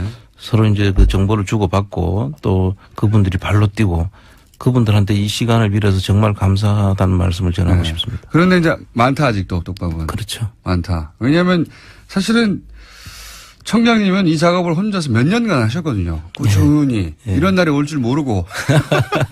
이런 날이 올 줄 모르고 그냥 혼자 꾸준히 이런 작업을 하셔가지고 차곡차곡 쌓여져 있는 데이터가 있는 데다가 최근에는 그게 더 급속도로 불어나가고 있죠. 그렇습니다. 예. 더 큰 덩어리는 지금 해외 쪽인데요, 사실. 해외. 예. 해외 쪽도 다음에 저를 찾아오시면 우리 예. 기자분들하고 같이 좀 깊이 의논을 하고 싶습니다. 깊이. 굉장히 바빠지시겠습니다. 저희가 처음 이 코너를 만들 때만 하더라도 너무 할 시간이 많으셨거든요. 너무 시간이 많으셔가지고 언제든지 만날 수 있는 분이었는데 이제는 쉽지 않습니다. 요 얘기도 나오고 있어요. 태강 실업 세무조사. 예. 요 사건이 바로 노무현 대통령의 죽음과도 연결돼 있고 사실은 안원구 총장님의 사회적 죽음과도 연결이 되어 있습니다. 이 사건 이후로 총장님은 감옥으로 1년 반 가셨고요. 가족도 굉장히 괴롭힘을 당하셨고 사모님도 이걸로 소송 당하셨죠? 예. 이후로. 이 일이 아니라 이 일 이후로 그죠? 그렇습니다. 몇 예. 건이나 소송을 당하셨습니까? 이제 하던 업체에 대한 세무조사를 했고요. 네. 그것도 아마 조세범 처벌법으로 엮어서 아마 구속을 시키려고 했던 그런 정황이 보이죠. 그래서 실제로 못했지만. 그러니까 그때 조사할 때 어떻게까지 했느냐 제가 그런 질문인데. 조사할 때 이제 상대 거래처까지 네. 세무조사를 나가는 것이 아니라 거래처에서 저를 사퇴시키라고 압박을 했죠. 그리고 국세청에서 그 거래처에 가가지고 제발 저를 좀 사퇴해주면 사퇴하게 하라고. 왜냐면 너 거래처를 너무 괴롭히니까. 그렇죠. 거래처를 너무 괴롭히니까 사모님이 그걸로 가면 사모님한테 제발 가서 남편 좀 사퇴하라고 우리 죽겠다고. 그렇죠. 얼마나 괴롭혔으면. 네. 사모님도 관련해서 세무조사 엄청나게 받았는데 결국 아무것도 안 나왔다고 제가 들었는데. 네. 나중에 소송해서 많이 저희들이 이겼지만 그때는 되는 거 안 되는 거 다 엮어가지고 조사를 했더라고요. 그러니까 그렇게 사회적 죽음이었죠. 예. 그런데 그게 최근에 국세청이 위법한 행위를 했다고 확인이 됐다. 예. 이게 태강실업 세무조사는 제가 이제 사실 직접 제 조사에 하라고 했다가 결국은 투입이 안 되는 그런 조사인데요. 이걸로 인해서 노 대통령께서 돌아가시게 된 그런 조사인데 이 조사를 처음에 제가 이야기했을 때 저를 전부 거짓말하고 있다고. 그렇죠. 제가 다 거짓말해서 만들어낸 이야기라고 그렇게까지 했었죠. 예. 저는 그때 안 그랬습니다. 그랬습니까? 저는 취재했습니다. 그런데 이제 국세청 지금 현재 그 TF 팀에서 지금 밝혀진 거에 따르면 그때 감옥에 가셔서 모르겠지만 제가 사모님하고 그때 취재를 했었어요. 예. 저는 믿는다고. 그래서 이 내용을 보니까 이제 세무조사 도중에 고발을 했더라고요. 검찰로. 국세청에서 대체로 세무조사 결과에 의해 가지고 조세 범칙 조사로 돌아가고 검찰에 고발하고 이런 수준이 되거든요. 근데 이건 이미 검찰에 고발하는 거를 전제로 해놓고 이 조사를 시작한 거죠. 자, 시간이 다 돼가지고요. 요 얘기는 그러니까 결국은 청와대가 하명해서 한상률 전 국세청장이 태강을 타겟팅하여 그렇습니다. 표적 세무조사를 하였고 여기 이 과정의 위법행위가 이제 확인이 됐다. 예, 결과가 나오면 다시 한번 제가 상세하게 이 정리를 좀 해야 될 것 같아요. 그래서 아마도 한상률 전 국세청장, 안한구 청장님을 깊은 수렁에 10년간 빠뜨린 그 당사자가 거꾸로 수사를 받을 수 있게 됐습니다. 자, 오늘 여러 가지 얘기했는데 시간이 부족해가지고 급하게 여러 가지 좀 얘기했는데 가장 중요한 건 다음 주 초면 프란다스의 개가 열린다. 네. 여기까지 하겠습니다. 지금까지 프란다스의 개 개주, 안한구 개주였습니다. 감사합니다. 네, 감사합니다. 근데요, 원래 왜 시험 문제 제출위원들은 뭐 호텔이나 특정 장소에 이렇게 보안 때문에 예. 감금되죠, 감금 사실. 뭐라고 부르든 간에. 한 달 이상 막 그렇게 감금되기도 하고. 근데 이제 이번에 수능이 논술까지도 연기됐군요. 근데 이게 그렇군요. 그걸 전제하고도 뭐가 문제라고 전문가들이 얘기하냐면 시험 문제를 제출한 분들은 그렇게 수능을 문제 제출한 분들은 교육부에서 관리를 따로 해가지고 어디 호텔에다가 장기 감금 상태에 두는데 논술은 각 대학에서 내잖아요. 각 대학도 마찬가지로 어디 뭐 펜션이나 아니면 뭐 호텔 잡아서 그렇게 장기간 합숙하면서 문제를 낸다고 해요. 그런데 이제 일주일 연기되면 이 일주일간의 일정이 없다 이거예요. 대학은 미리 잡아두지 않았을 거란 말이죠. 그럼 호텔이고 뭐고 간에 예상보다 일찍 석방이 되는 겁니다. 이분들이. 석방이 되면 귀신같이 이분들을 찾아내가지고 어떻게든 논술 문제를 알아내려는 브로커들이 존재한다고 해요. 예. 그래서 교육당국은 각 대학과 협조를 해서 이들을 반드시 별도 관리를 해줘야 된다. 일주일 추가로. 그렇지 않으면 나중에 한 군데라도 두 군데라도 말이 나올 수 있다. 왜냐하면 이 찬스를 놓치지 않는 브로커들이 있대요. 마구 달려들어가지고. 사교육 시장이 워낙 거대한 시장이다 보니까. 그러니까요. 그리고 그분들이 누군지 어떻게 아느냐. 그분들을 아는 게 일반인들은 어렵지만 알려고 하면 알 수 있다는 거예요. 왜냐하면 한 달 이상 강연을 안 했을 거 아닙니까? 강의를. 대타를 띄거나 누군가 대신 그 교수님들이 들어가서. 그래서 알아내려고 하면 알아낼 수가 있고 그래서 그분들 동선을 이렇게 뒤져가지고 결국 찾아낼 수 있다. 그것이 업인 사람들은. 그러면 그 사람들한테 일주일 동안 접근할 기회가 생긴다는 거죠. 브로커들이. 교육당국이 이 점을 꼭 유념하고 각 대학과 협조해서 이분들을 다시 감금시켜야 된다. 꼭 걱정하는 전문가들이 있었다는 사실, 예. 꼭 얘기해달라고 해서 제가 짚어둡니다. 네. 듣고 보니까 그렇더라고요. 예. 이건 뭐 전문가들끼리만 아는, 이야기인데, 듣고 보니 중요해서 제가 언급했습니다. 다음 순요? 네. 시간이 얼마 없는 것 같은데 그냥 원래대로 쭉 갈까요? 국민의당 안철수 대표가 어제 합리적 진보와 개혁적 보수 중심의 빅텐트론을 언급했습니다. 바른정당과의 연대 통합의 의지를 다시 한번 내비친 건데요. 어제 덕성여대에서 한 강의에 앞서서 이와 같은 강연문을 냈습니다. 재밌는 워딩이 다시 나왔네요. 빅텐트. 요거 잠시 언급할 주시한 내용인데. 오늘 시간이 별로 없으니 짧게 하면 이거 원래는 제3지대 지난 대선 때 반기문 꽃가마 시나리오죠 이게. 예.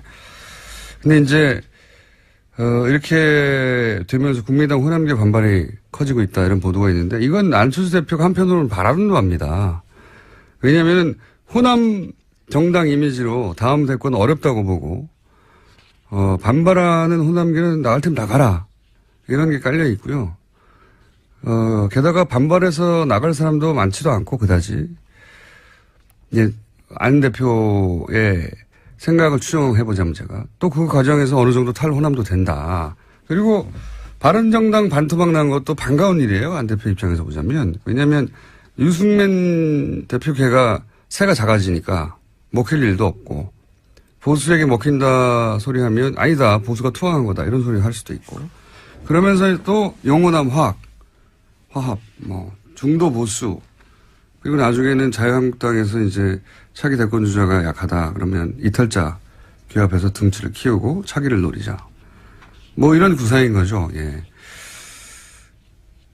유승민 대표의 구상도 이제 얘기할 거리가 있고 또 홍준표 대표의 구상도 얘기할 거리가 있는데 그건 오늘은 시간이 좀 부족하니까 다음 시간에 얘기하죠. 하여튼 그런 구상인 것 같습니다. 그 구상대로 되겠느냐 하는 건 별개의 얘기인데 구상은 그런 것 같습니다. 그런 뉴스고요. 끝내야 하니까. 예, 세월호 관련된 소식만 좀 전해드리겠습니다. 네. 세월호 미수습자 가족들이 어제 목포신항에서 기자회견을 열고요. 3년 7개월 만에 세월호 곁을 떠나겠다라고 밝혔습니다. 이로써 단원고 학생 남현철, 방영인 군, 교사 양승진 선생님, 그리고 일반인 승객 권재근, 권혁규 부자가 장례를 치르게 됐습니다. 이게 첫 번째 챕터가 이제 겨우 끝이 난 거죠. 구조, 군안, 수습. 이게 이제 끝난 겁니다, 사실은. 그럼에도 불구하고 5명 미수습자는 영원히 돌아오지 않게 된 거고. 두 번째 챕터는 2기 특조위가 열렸죠. 예. 그때, 의문, 의혹, 책임자, 아무리 오래 걸려도 철저히 조사해서 밝혀내야 하겠죠. 2기 특조위 국면이 되면 뉴스공장도 함께, 그동안 밝혀지지 않은 것들이 뭐가 있는지 함께 가겠습니다. 네. 여기까지 하고요. 시사인의 김은지였습니다. 감사합니다. 네. 영장 해설 담당 이정열 전 판사님 연결됐습니다. 판사님? 네, 안녕하십니까. 요즘 어디 계시죠? 요즘 구로 디지털 단지역에 3번 출구로 나오시면, 네, 거기에 저희 법무법인 동안이라고 저희 회사가 있습니다. 네. 거기에서 근무하고 있습니다. 네, 거기서 이제 보통은 변호사라고 근무하실 줄 아는데 사무장으로 계십니다. 좋습니다. 네. 네, 판사님인데 변호사가 되지 못하셨죠. 왜냐하면 이명박 전 대통령 시절에 이명박 전 대통령을 조롱하는 트윗을 리트윗했다가 본인이 쓴 게 아닌데 악연이 있습니다. 이명박 전 대통령과. 예, 주의 깊게 보고 있습니다. 네. 주의 깊게. 자, 엘리트만 한다고 하는 영장 판사를 직접 하신 경력이 있는 전 판사님. 이병호 전 국정원장만 기각이 됐는데 왜 이렇게 된 건가요?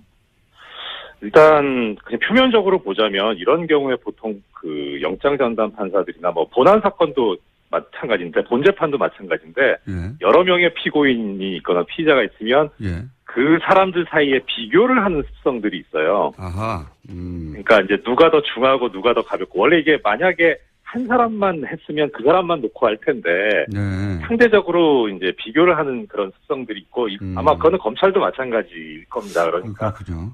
그러니까 국정원장들이 서로 가족도 아닌데. 예, 그렇죠. 예. 혐의들이 비슷하고 하니까, 엄밀하게 말하면 이들은 공범은 아니에요. 그러니까 혐의 내용이 비슷하기는 한데, 각각 재직기간이 다르죠. 야, 그럼 네가 가서 좀 해봐. 잘해봐. 이런 식으로 지시했다라고 합니다. 관련해서 이제 특검이 그 비자금을 덮으라고 얘기했다. 이 보도 나왔죠. 네, A씨 연속한 증언인데요. 다스 계좌로 입금하고 확인서를 제출하라고 특검에서 120억과 관련돼서 이야기했다라는 말을 들었다라는 겁니다. 하지만 당시에 특검팀에서는요, 그 비자금이 누구의 것인지 더 이상 추적하지 않고 수사 결과 발표에도 일체 포함시키지 않았다라고 합니다.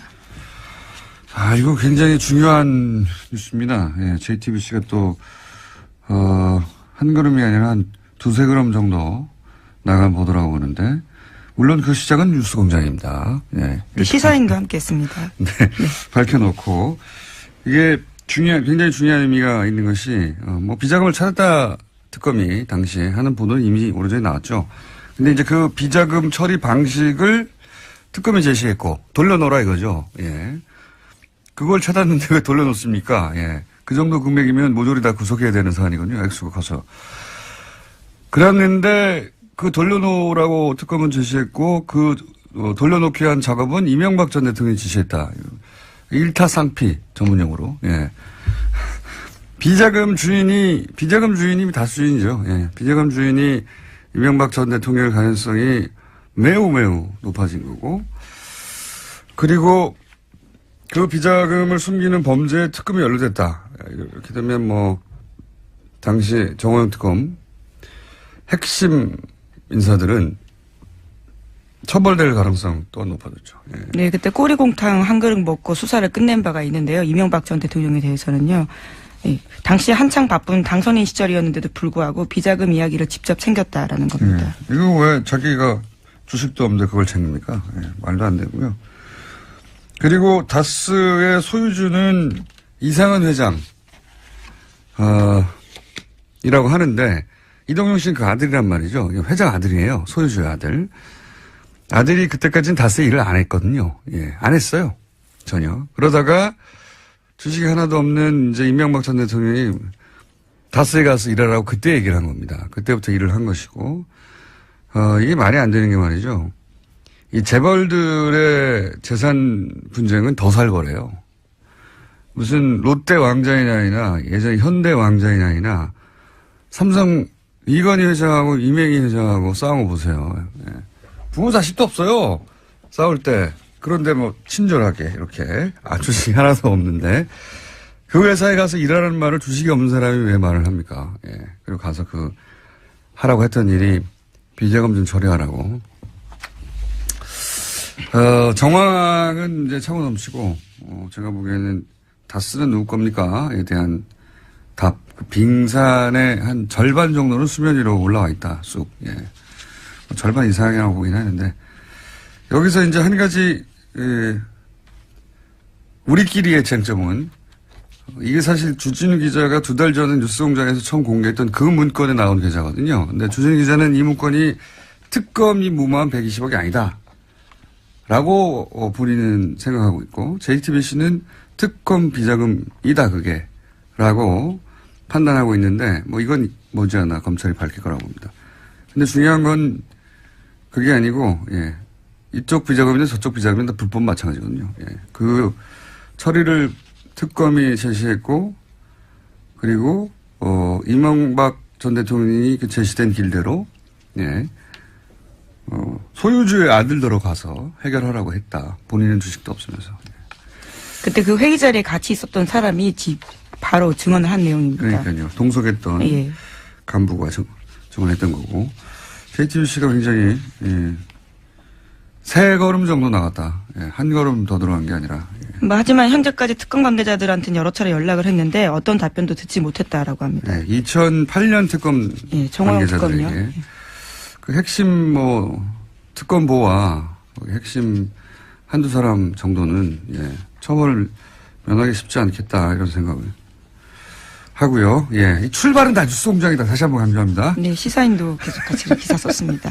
자, 시사인도 광을 한번 팔고. 다음은요? 네, 어제 전병헌 청와대 정무수석이 사의를 표시했습니다. 대통령에게 누가 될 수 없어 정무수석의 직을 내려놓겠다라는 건데요. 현재 전 전 수석은 한국 e스포츠협회 자금 이용과 관련되어 있다라는 의혹을 받고 있습니다.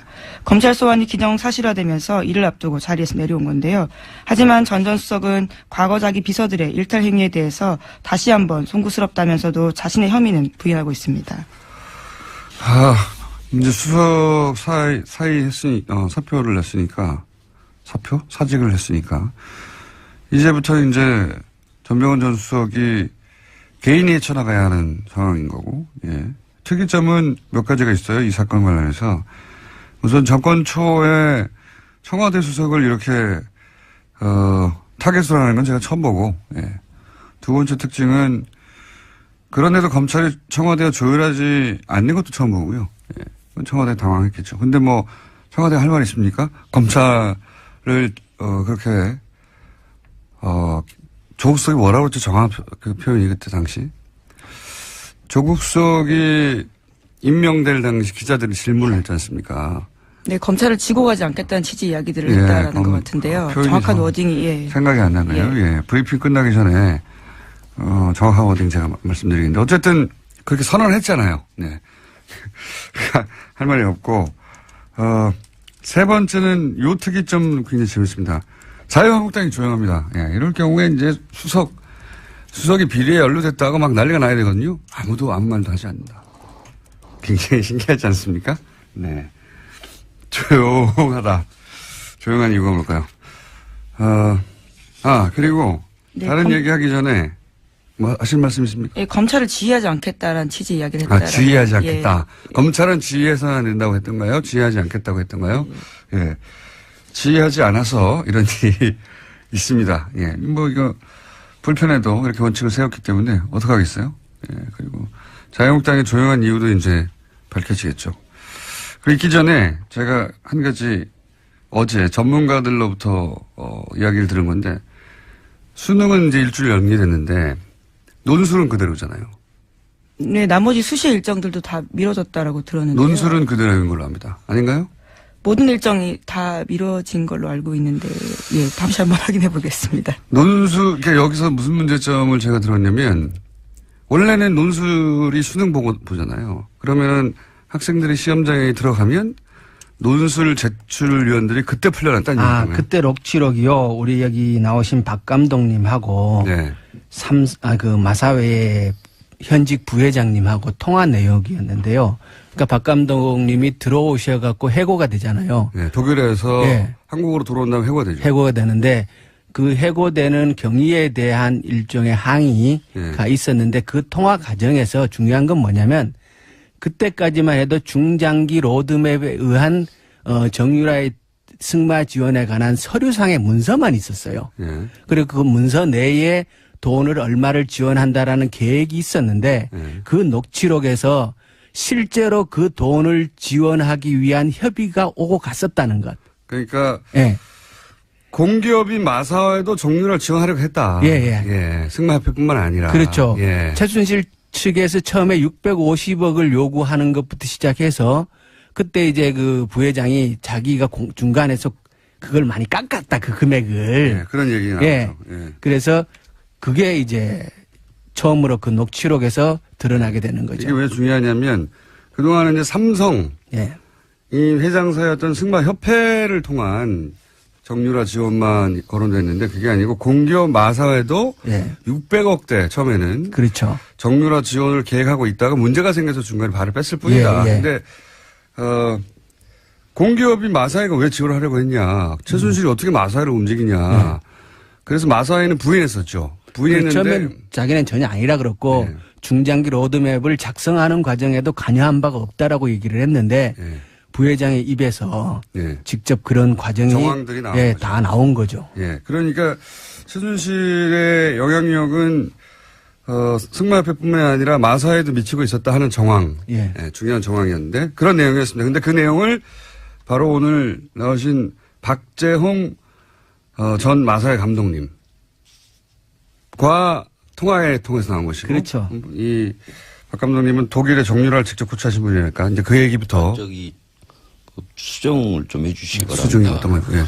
정유라는 마장마수 선수고 저는 이제 장애물 감독이기 때문에 정유라를 직접 레슨해 본 적은 단 한 번도 없습니다. 독일에는 레슨하러 가신 건 맞죠?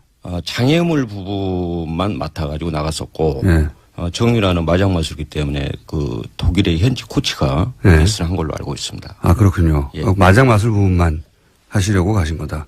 저는 장애물 부분만. 장애물 부분만 하시러 가신. 그 코치 하시러 가신 건 맞잖아요. 아니요. 종목이 틀립니다.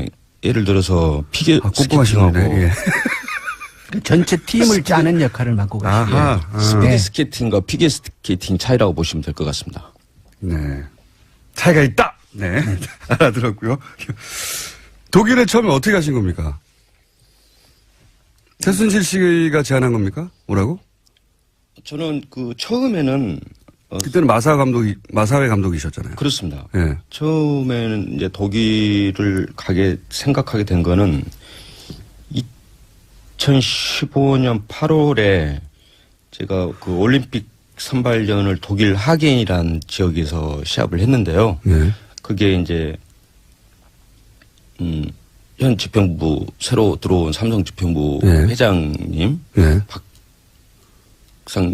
박상진 회장님하고 황성수 부회장 그다음에 박원호 전 전무이사 해가지고 그쪽으로 왔었어요. 그 다음에 그때 현 전무이사인 김종찬 전무이사도 왔었고요.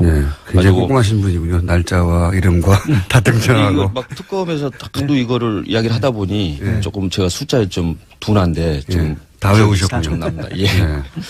가지고 저는 이제 그 격려차 올림픽 선발전이 그러니까 보통 그런 경우가 많이 있으니까. 삼성 회장단이 그러니까 승마협회에 그 간부들이 내가 올림픽에 나가는 걸 응원하러 왔구나 이렇게 생각하셨어요? 예, 당연히 그렇게 생각을. 당연히 그렇겠죠. 예. 그날 저녁에 이제 그 회장, 부회장 전체적으로 이제 같이 회식을 했는데요. 그 자리에서 혼자 고생 많이 했다. 다음번에는 그 단체전으로 만들어가지고 도쿄올림픽에서 한번 열심히 한번 해봐라. 그래서 너무 고무적으로 받아들였고 너무 삼성전자 사장 와가지고 막 하니까. 그죠? 그래서 90년대 후반에 삼성에서 스폰했을 때 또 그때 승마 기술 상승이 우리가 그나마 아시아에서 유지해 왔는데 이번에 또 한번 기회가 되는구나. 저는 그렇게 상당히 기쁘셨겠네요. 예, 희망적으로 생각을 했어요. 그런데 알고 보니까. 그렇죠. 나중에 알고 보니까 그 시기 전후로 해가지고 코아스포츠하고 삼성하고 계약한 시기였더라고요. 그래서 그 승마 저한테 스폰하러 온 게 아니고 계약하러 왔구나 그렇게. 정유라 계약 때문에 온 걸 나중에 알게 됐다. 그러면 그때 삼성에서 이 정유라 선수를 맡아달라고 한 건 아닐 거 아닙니까? 언제 처음? 그런 이야기는 없었고요. 저는 이제 장애물 전문이니까 지금 뉴스나 여기 언론 쪽이 보면은 장애물과 마장맛을 구분을 못해요. 완전히 다른 종목이에요. 수없이 이야기를 하는데도 좀 죄송하고요. 어쩔 때는 그건 알겠습니다. 그건 앞으로 제가 구분하도록 노력할게요. 어쩔 때는 무식하다라는 생각이 좀 들만큼. 세 가지예요. 세 가지예요. 장애물. 그러니까 다시 한번 말씀드리지만 장애물, 마장마술, 피겨 스케이팅, 그다음에 스피드 종합. 스케이팅. 알겠는데요. 최순실 씨 제안으로 독일에 가신 겁니까? 이 질문 아직 답을 못 들어가지고. 그래서 이제 저는 상당히 좋은 쪽으로 생각을 했고 한번 기회가 더 되는구나. 승마계가 이로 인해서 한 번 더 상승할 수 있는 기회라고 생각을 했고. 박 감독님, 제가 때 얘기를 해주세요. 말씀드렸다 보니까 앞으로 한 4번 정도 더 출연하셔야 될 것 같아요. 아니요, 저 오늘만 하겠습니다. 저는 생각보다 바빠요. 마사에서 잘린 이후에. 최순실 씨가 처음 제안했냐고요, 감독님. 아무튼 어쨌든 현명관 회장한테 해고를 당하고 그 후에 바쁩니다. 여기저기 넬슨할 때도 많고. 그러니까 알겠는데요. 독일에 최순실 씨가 제안해서 가셨습니까? 최순실 씨가 다이렉트로 제안한 건 아니고요. 그 회장 이 답을 넣는데 10분이 걸렸네요. 승마협회 회장님이 그렇게 이야기를 하셨고, 그 다음에 한국으로 그 올림픽 선발전을 끝내고 한국으로 돌아와가지고, 그때는 이제 이제 박원호 전무님 대한승마협회 이쪽에서 제안을 했었고, 그 다음에 나가게 된 시기에 최순실로부터. 안녕하세요, 김호준입니다. 포승 묶인 김관진 장관을 보며 어제자 조선일보가 또 한 번 김관진 전 장관이 얼마나 참군인인지, 북한이 얼마나 싫어하는지, 그 구속이 안보에 얼마나 해가 되는지 기사를 냈습니다. 신기합니다. 조중동이 전직 국정원장들과 전 국방장관을 구속해서는 안 된다는 기사를 벌써 며칠째, 그것도 똑같은 논리로 계속했습니다. 기자도 고도의 창작을 하는 사람들인지라 다른 매체, 다른 기자 논리를 계속 반복하는 거, 이거 자존심 상해서 안 하는 일인데 말이죠. 어제 정우택 자유한국당 원내대표도 같은 논리로 발언을 했죠. 전 국정원장들과 김관진 전 장관 감옥 가고 박수치고 좋아할 사람은 김정은 뿐이고 국익을 지친다. 완전히 똑같은 논리입니다. 그냥 하는 말이 아니라 정말 어디 다 같이 모여 회의 같은 거 하십니까? 그럼 괜히 여러 곳으로 나눠서 힘 빼지 마시고 대표 선수 하나를 정해서 몰아주세요. 우리는 다 같이 이 논리 밀기로 했다고. 사이 좋게. 김어준 생각하겠습니다.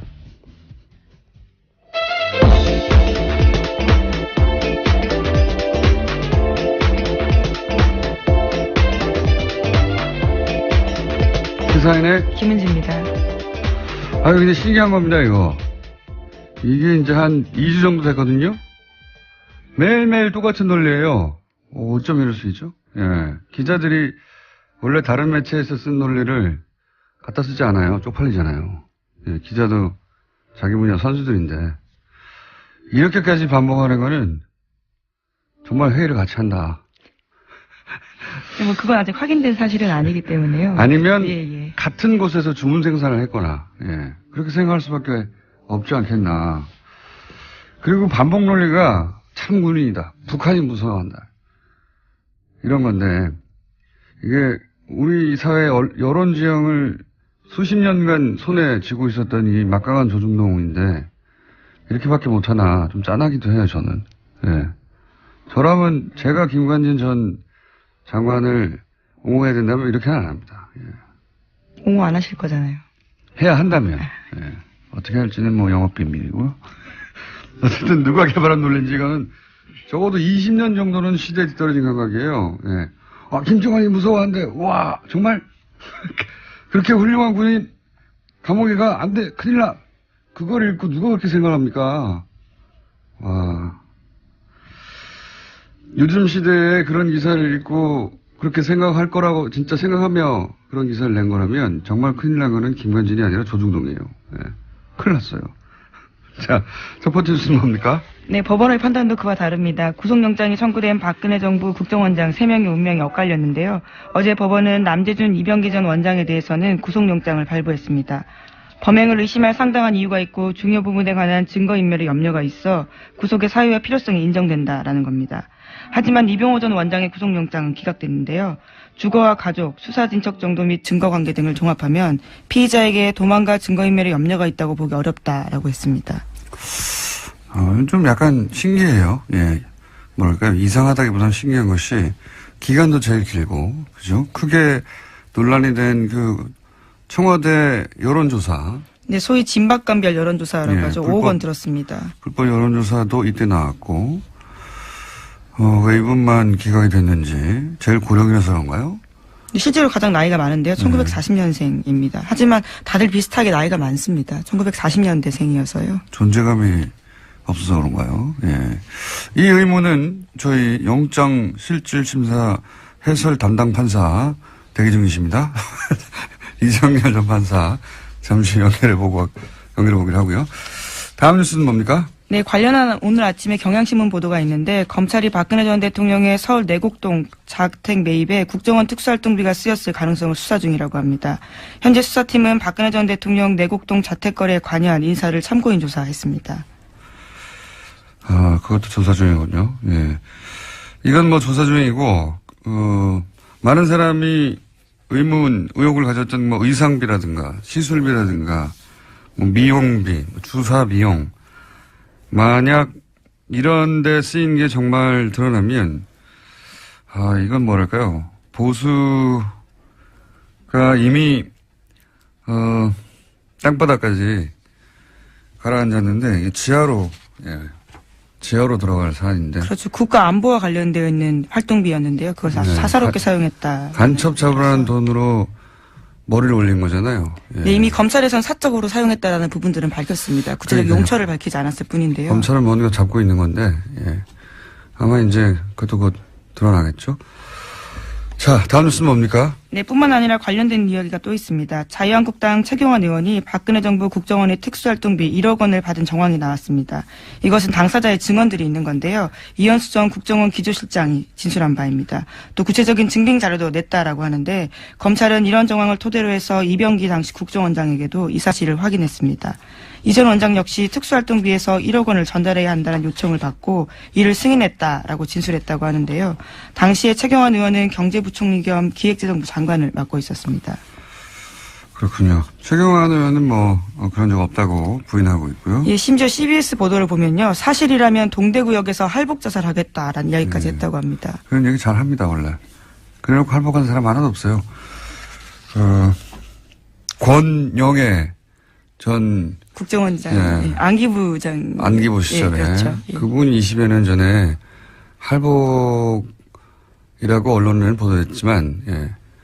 연필 깎는 칼로 살짝, 표피만 긁은 적이 있습니다. 그걸 할복한 분은 아무도 없고요. 어쨌든 부인하고 있는 상황이고요. 근데 이제, 계좌 추적이 필요 없다고 하니까, 예. 울증은 확실한 것 같습니다만, 당사자는 부인하고 있습니다. 다음 뉴스는요? 네, 또 다스와 관련된 보도도 있습니다. 어제 JTBC가 한 내용인데요. 다스의 비자금과 관련해서 이명박 전 대통령이 개입한 정황이 구체적으로 나왔습니다. 2008년 초에 당선인 신분이었던 이명박 전 대통령이 손수, 비자금 수습 문제를 지시했다라는 건데요. 관계자의 증언이 나온 겁니다. 관련해서 회의를 같이 한 인사인데요. 이명박 당시 대통령 당선인이 친형 이상은 다스 회장의 아들 이동영 씨와 다스 간부 A씨를 만났다라고 합니다. 이 자리에서 특검팀에서 찾는 비자금 얘기가 나왔다라고 A씨가 증언을 한 건데요. 이명박 전 대통령이 이기 때문에 각각 똑같은 범죄를 저지른 거 아닙니까? 거의 비슷한? 예, 그렇긴 한데 서로 간에 공모를 하는 거는 뭐 인수인계는 했을지언정 이직 기간이 다르니까 범죄 사실 자체에서는 공모관계가 성립되지는 않을 거예요. 근데 이제 검찰도 그렇지만 이런 경우에 그러면은 실제 돈을 전달한 사람이라든가 뭐 밑에 국정원장 바로 밑에 급들 있지 않습니까? 이 사람들에 대해서는 영장이 청구가 안 된 거는 검찰에서도 이제 비교를 하는 거죠. 누가 더 중요하냐. 예, 그러니까 이제 이런 판사 앞에 왔을 때는 이 세 사람만 왔으니까 이 세 사람 사이에서 또 비교를 했을 가능성이 상당히 높습니다. 그 세 사람 사이에서 이제 비교를 했는데 한 사람 정도는 기각되지 않겠냐라고 하는 그런 생각을 했을 것 같아요. 그게 이제 영장 판사를 직접 해보신 경험상 그럴 개연성이 높다는 거고, 그리고 실제 구체적으로 내용으로 들어가서도 그렇게 기각에 영향을 미칠 만한 어떤 점이 있나요? 일단은 일단 세 사람을 일단 비교를 했을 가능성이 있다고 하니까 그런 차원에서 말씀드리자면 가장 큰 차이는 지금 이병호 전 원장 같은 경우에는 일종의 자백을 했죠. 박근혜 전 대통령이 시켰다, 요구를 했다. 근데 다른 사람들은 이제 뭐 돈 준 사실은 인정은 하지만 그런 공모관계에 대해서는 부인을 했고, 그러니까 그런 점에 있어서는 차별성이 있기는 있다고 보여요.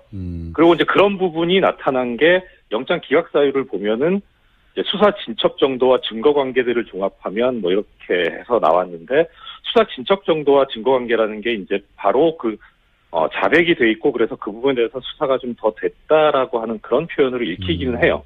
만약에 해설하신 대로 그런 이유라면 영장을 재청구하면 재청구해도 영장이 발부될 가능성이 낮네요. 그런 이유면? 발부될 가능성이요? 예. 아니요, 저는 좀 견해가 다른데요. 그 부분에 대해서는. 그러니까 일단은 자백을 했으니까 더 수사를 해서 받아낼 거는 이제 이 사람한테서는 없고, 그러니까 부인을 했으면 다른 증거를 대면서 추궁을 할 텐데, 자백을 했으니까 결국 공범 관계에 있는 박근혜 전 대통령만 조사하면 되지 특별히 더 조사할 필요가 있어 보이지는 않아요. 그러니까 뭐 보강할 부분이 사실 이병호 전 원장 같은 경우 그렇게 많지 않은데다가 이 사건에서 지금 가장 큰 문제는요. 증거인멸의 우려 부분은 그런 식으로 어떻게든 뭐 좋게 해석해 줄 수는 있는데, 그러니까 도주 우려 부분이거든요. 이 도주 우려 부분 관해서 영장 발부 사유가 도주 우려 또는 증거인멸의 우려니까 증거인멸의 우려는 그렇게 해소가 됐다고 보더라도 도주 우려 부분에 관해서 지금 언급하고 있는 게 뭐냐면 주거와 가족 이렇게 돼 있어요. 그러니까 이게 이제 예전보다 이게 너무 더 추상적이 됐어요. 기각 사유가. 그래서 무슨 말인지 좀 이해가 저도 잘은 안 가는데. 구속된 분들은 다 주거와 가족이 다 있는데요. 예. 그러니까요. 그러니까 다른 사람하고 비교해서 아니 뭐 똑같은데 주거 일정할 거고. 그래서 가족이 특별한 뭐 관계가 있는 뭐 사유가 있나 좀 찾아봤는데 특별한 사유도 없고요. 그리고 또 하나 이제 특이한 점은 이병기 전 원장 같은 게 영장이 발부된 이분은 다음 달 중순쯤에 아마 자녀가 결혼을 하는 것으로 알고 있어요. 그러니까 그런 사람도 지금 발부가 됐는데 그것보다 더 중한 사유가 있다는 것인지 그건 잘 모르겠어요. 예. 그런데 이제 제가 좀 중점적으로 좀 눈여겨서 눈에 띄는 부분이 있다면 영장이 발부된 사람들 있잖아요. 이 두 사람 보면 영장 발부 사유가 증거인멸의 우려가 있다는 거거든요. 그거는 그러니까 도주 우려 네, 그건 이해는 가는데 도주 우려가 있다는 얘기가 없어요. 그러니까 결국은 지금 도주 우려가 있다는 얘기가 없기 때문에 그래서 이 전체적으로 이 세 사람에 대해서 아예 전체적으로 도주 우려가 없다고 본 거 아닌가 그런 생각이 들어요. 그래서 그 도주 우려가 없다는 걸 쓰려고 보니까 그냥 주거와 가족이라고 이렇게 상투적인 표현을 쓴 것 같은데 이 부분이 저는 문제라고 생각을 합니다. 왜 문제입니까? 예, 이게 지금 혐의 중에 제일 큰 게 국고 손실인데요. 이 국고 손실이 손실액이 5억 원만 넘어가도 최고형이 무기징역이에요. 형이 되게 세거든요. 그러니까 특히 이병호 전 원장 같은 경우 자백까지 해버렸으니까 최고 무기징역까지 가능한데 이게 그러면은 당연히 실형 선고가 예상되는 그런 범죄라서 도주 우려가 있다고 봐야 될 거거든요. 중형이 예상될 경우에도 구속에 사유가 되니까요. 그러니까요. 그런데 이제 기각사유에는 이제 중형이 예상되지 않으면 이렇게 쓸 수는 없으니까. 그러니까 이제 그 부분은 뺀 것 같은데 그런데 내막에는 그런 게 있는 거라고 그러니까 보여요. 국정원장 3명을 한꺼번에 구성하는데 부담감을 느꼈다 이렇게 해석할 수도 있겠네요. 그렇죠. 그렇기도 하고 그다음에 그러니까 기본적으로 그 기저에 깔려있는 생각 자체가 이런 류의 범죄라기보다 이 전 정권에서 했던 범죄에 관해서는 뭐 이럴 수도 있는 거 아니냐. 그러니까 별로 안 중요한 거 아니냐. 이렇게 보는 시각이 깔려있다고 보여요. 알겠습니다. 오늘은 여기까지 하고요. 네, 해설을 잘 들었습니다. 어디 계시다고요? 맞습니다. 예. 예, 구로 디지털 단지역 부근에 구로에 등대 넷마블 건너편에 있는 법무법인 동안에서 근무하고 있습니다. 맞습니다. 네, 감사합니다. 맞습니다. 예, 네, 고맙습니다. 이정열 전 판사였습니다. 지난 6월 공기업 마사회도 정유라를 지원하려고 했다 하는 녹취록을 저희가 민주당 김현권 의원과 함께 공개한 적이 있습니다. 오늘은 김현권 의원 그리고 당시 녹취록의 장본인 박재홍 전 마사회 감독을 저희가 스튜디오에 직접 모셨습니다. 박 감독님은 마사회 감독 그리고 국가대표셨고 국가대표 감독도 하셨고 무엇보다 중요한 것은 정유라를 독일에 가서 직접 코치하는 과정에서 문제가 아주 많다는 걸 깨닫고 귀국했던 장본호입니다. 김현권 의원님 안녕하십니까? 예, 안녕하십니까? 안 건드리는 분야가 점점 없어지고 있습니다. 농협도 하시고. 자, 박 감독님 인터뷰는 처음 하시는 거죠? 직접. 예, 언론 인터뷰는 처음 하시는 건데 의원님이 설득하신 거예요? 작년에 그 최순실 게이트 할 때 그때 이제 마사회를 집중적으로 다뤘고 그 얘기의 많은 출발들이 제보에 의해서 이루어진 것이었는데 박 감독님도 그 중에 중요한 한 분이셨죠. 방송에 나오시는 게 혼자 나오는 것보다는 이렇게 이제 제보자를 같이 나오는 게 더 파급력이 있다는 걸 깨닫고 본인의 고정을 위하여 이제 굉장히 중요한 분을 같이 함께 나오셨는데 우선 녹취록 기억하시는 분들도 있겠지만 가물가물 하실 테니까 간단히 요약하면 내용은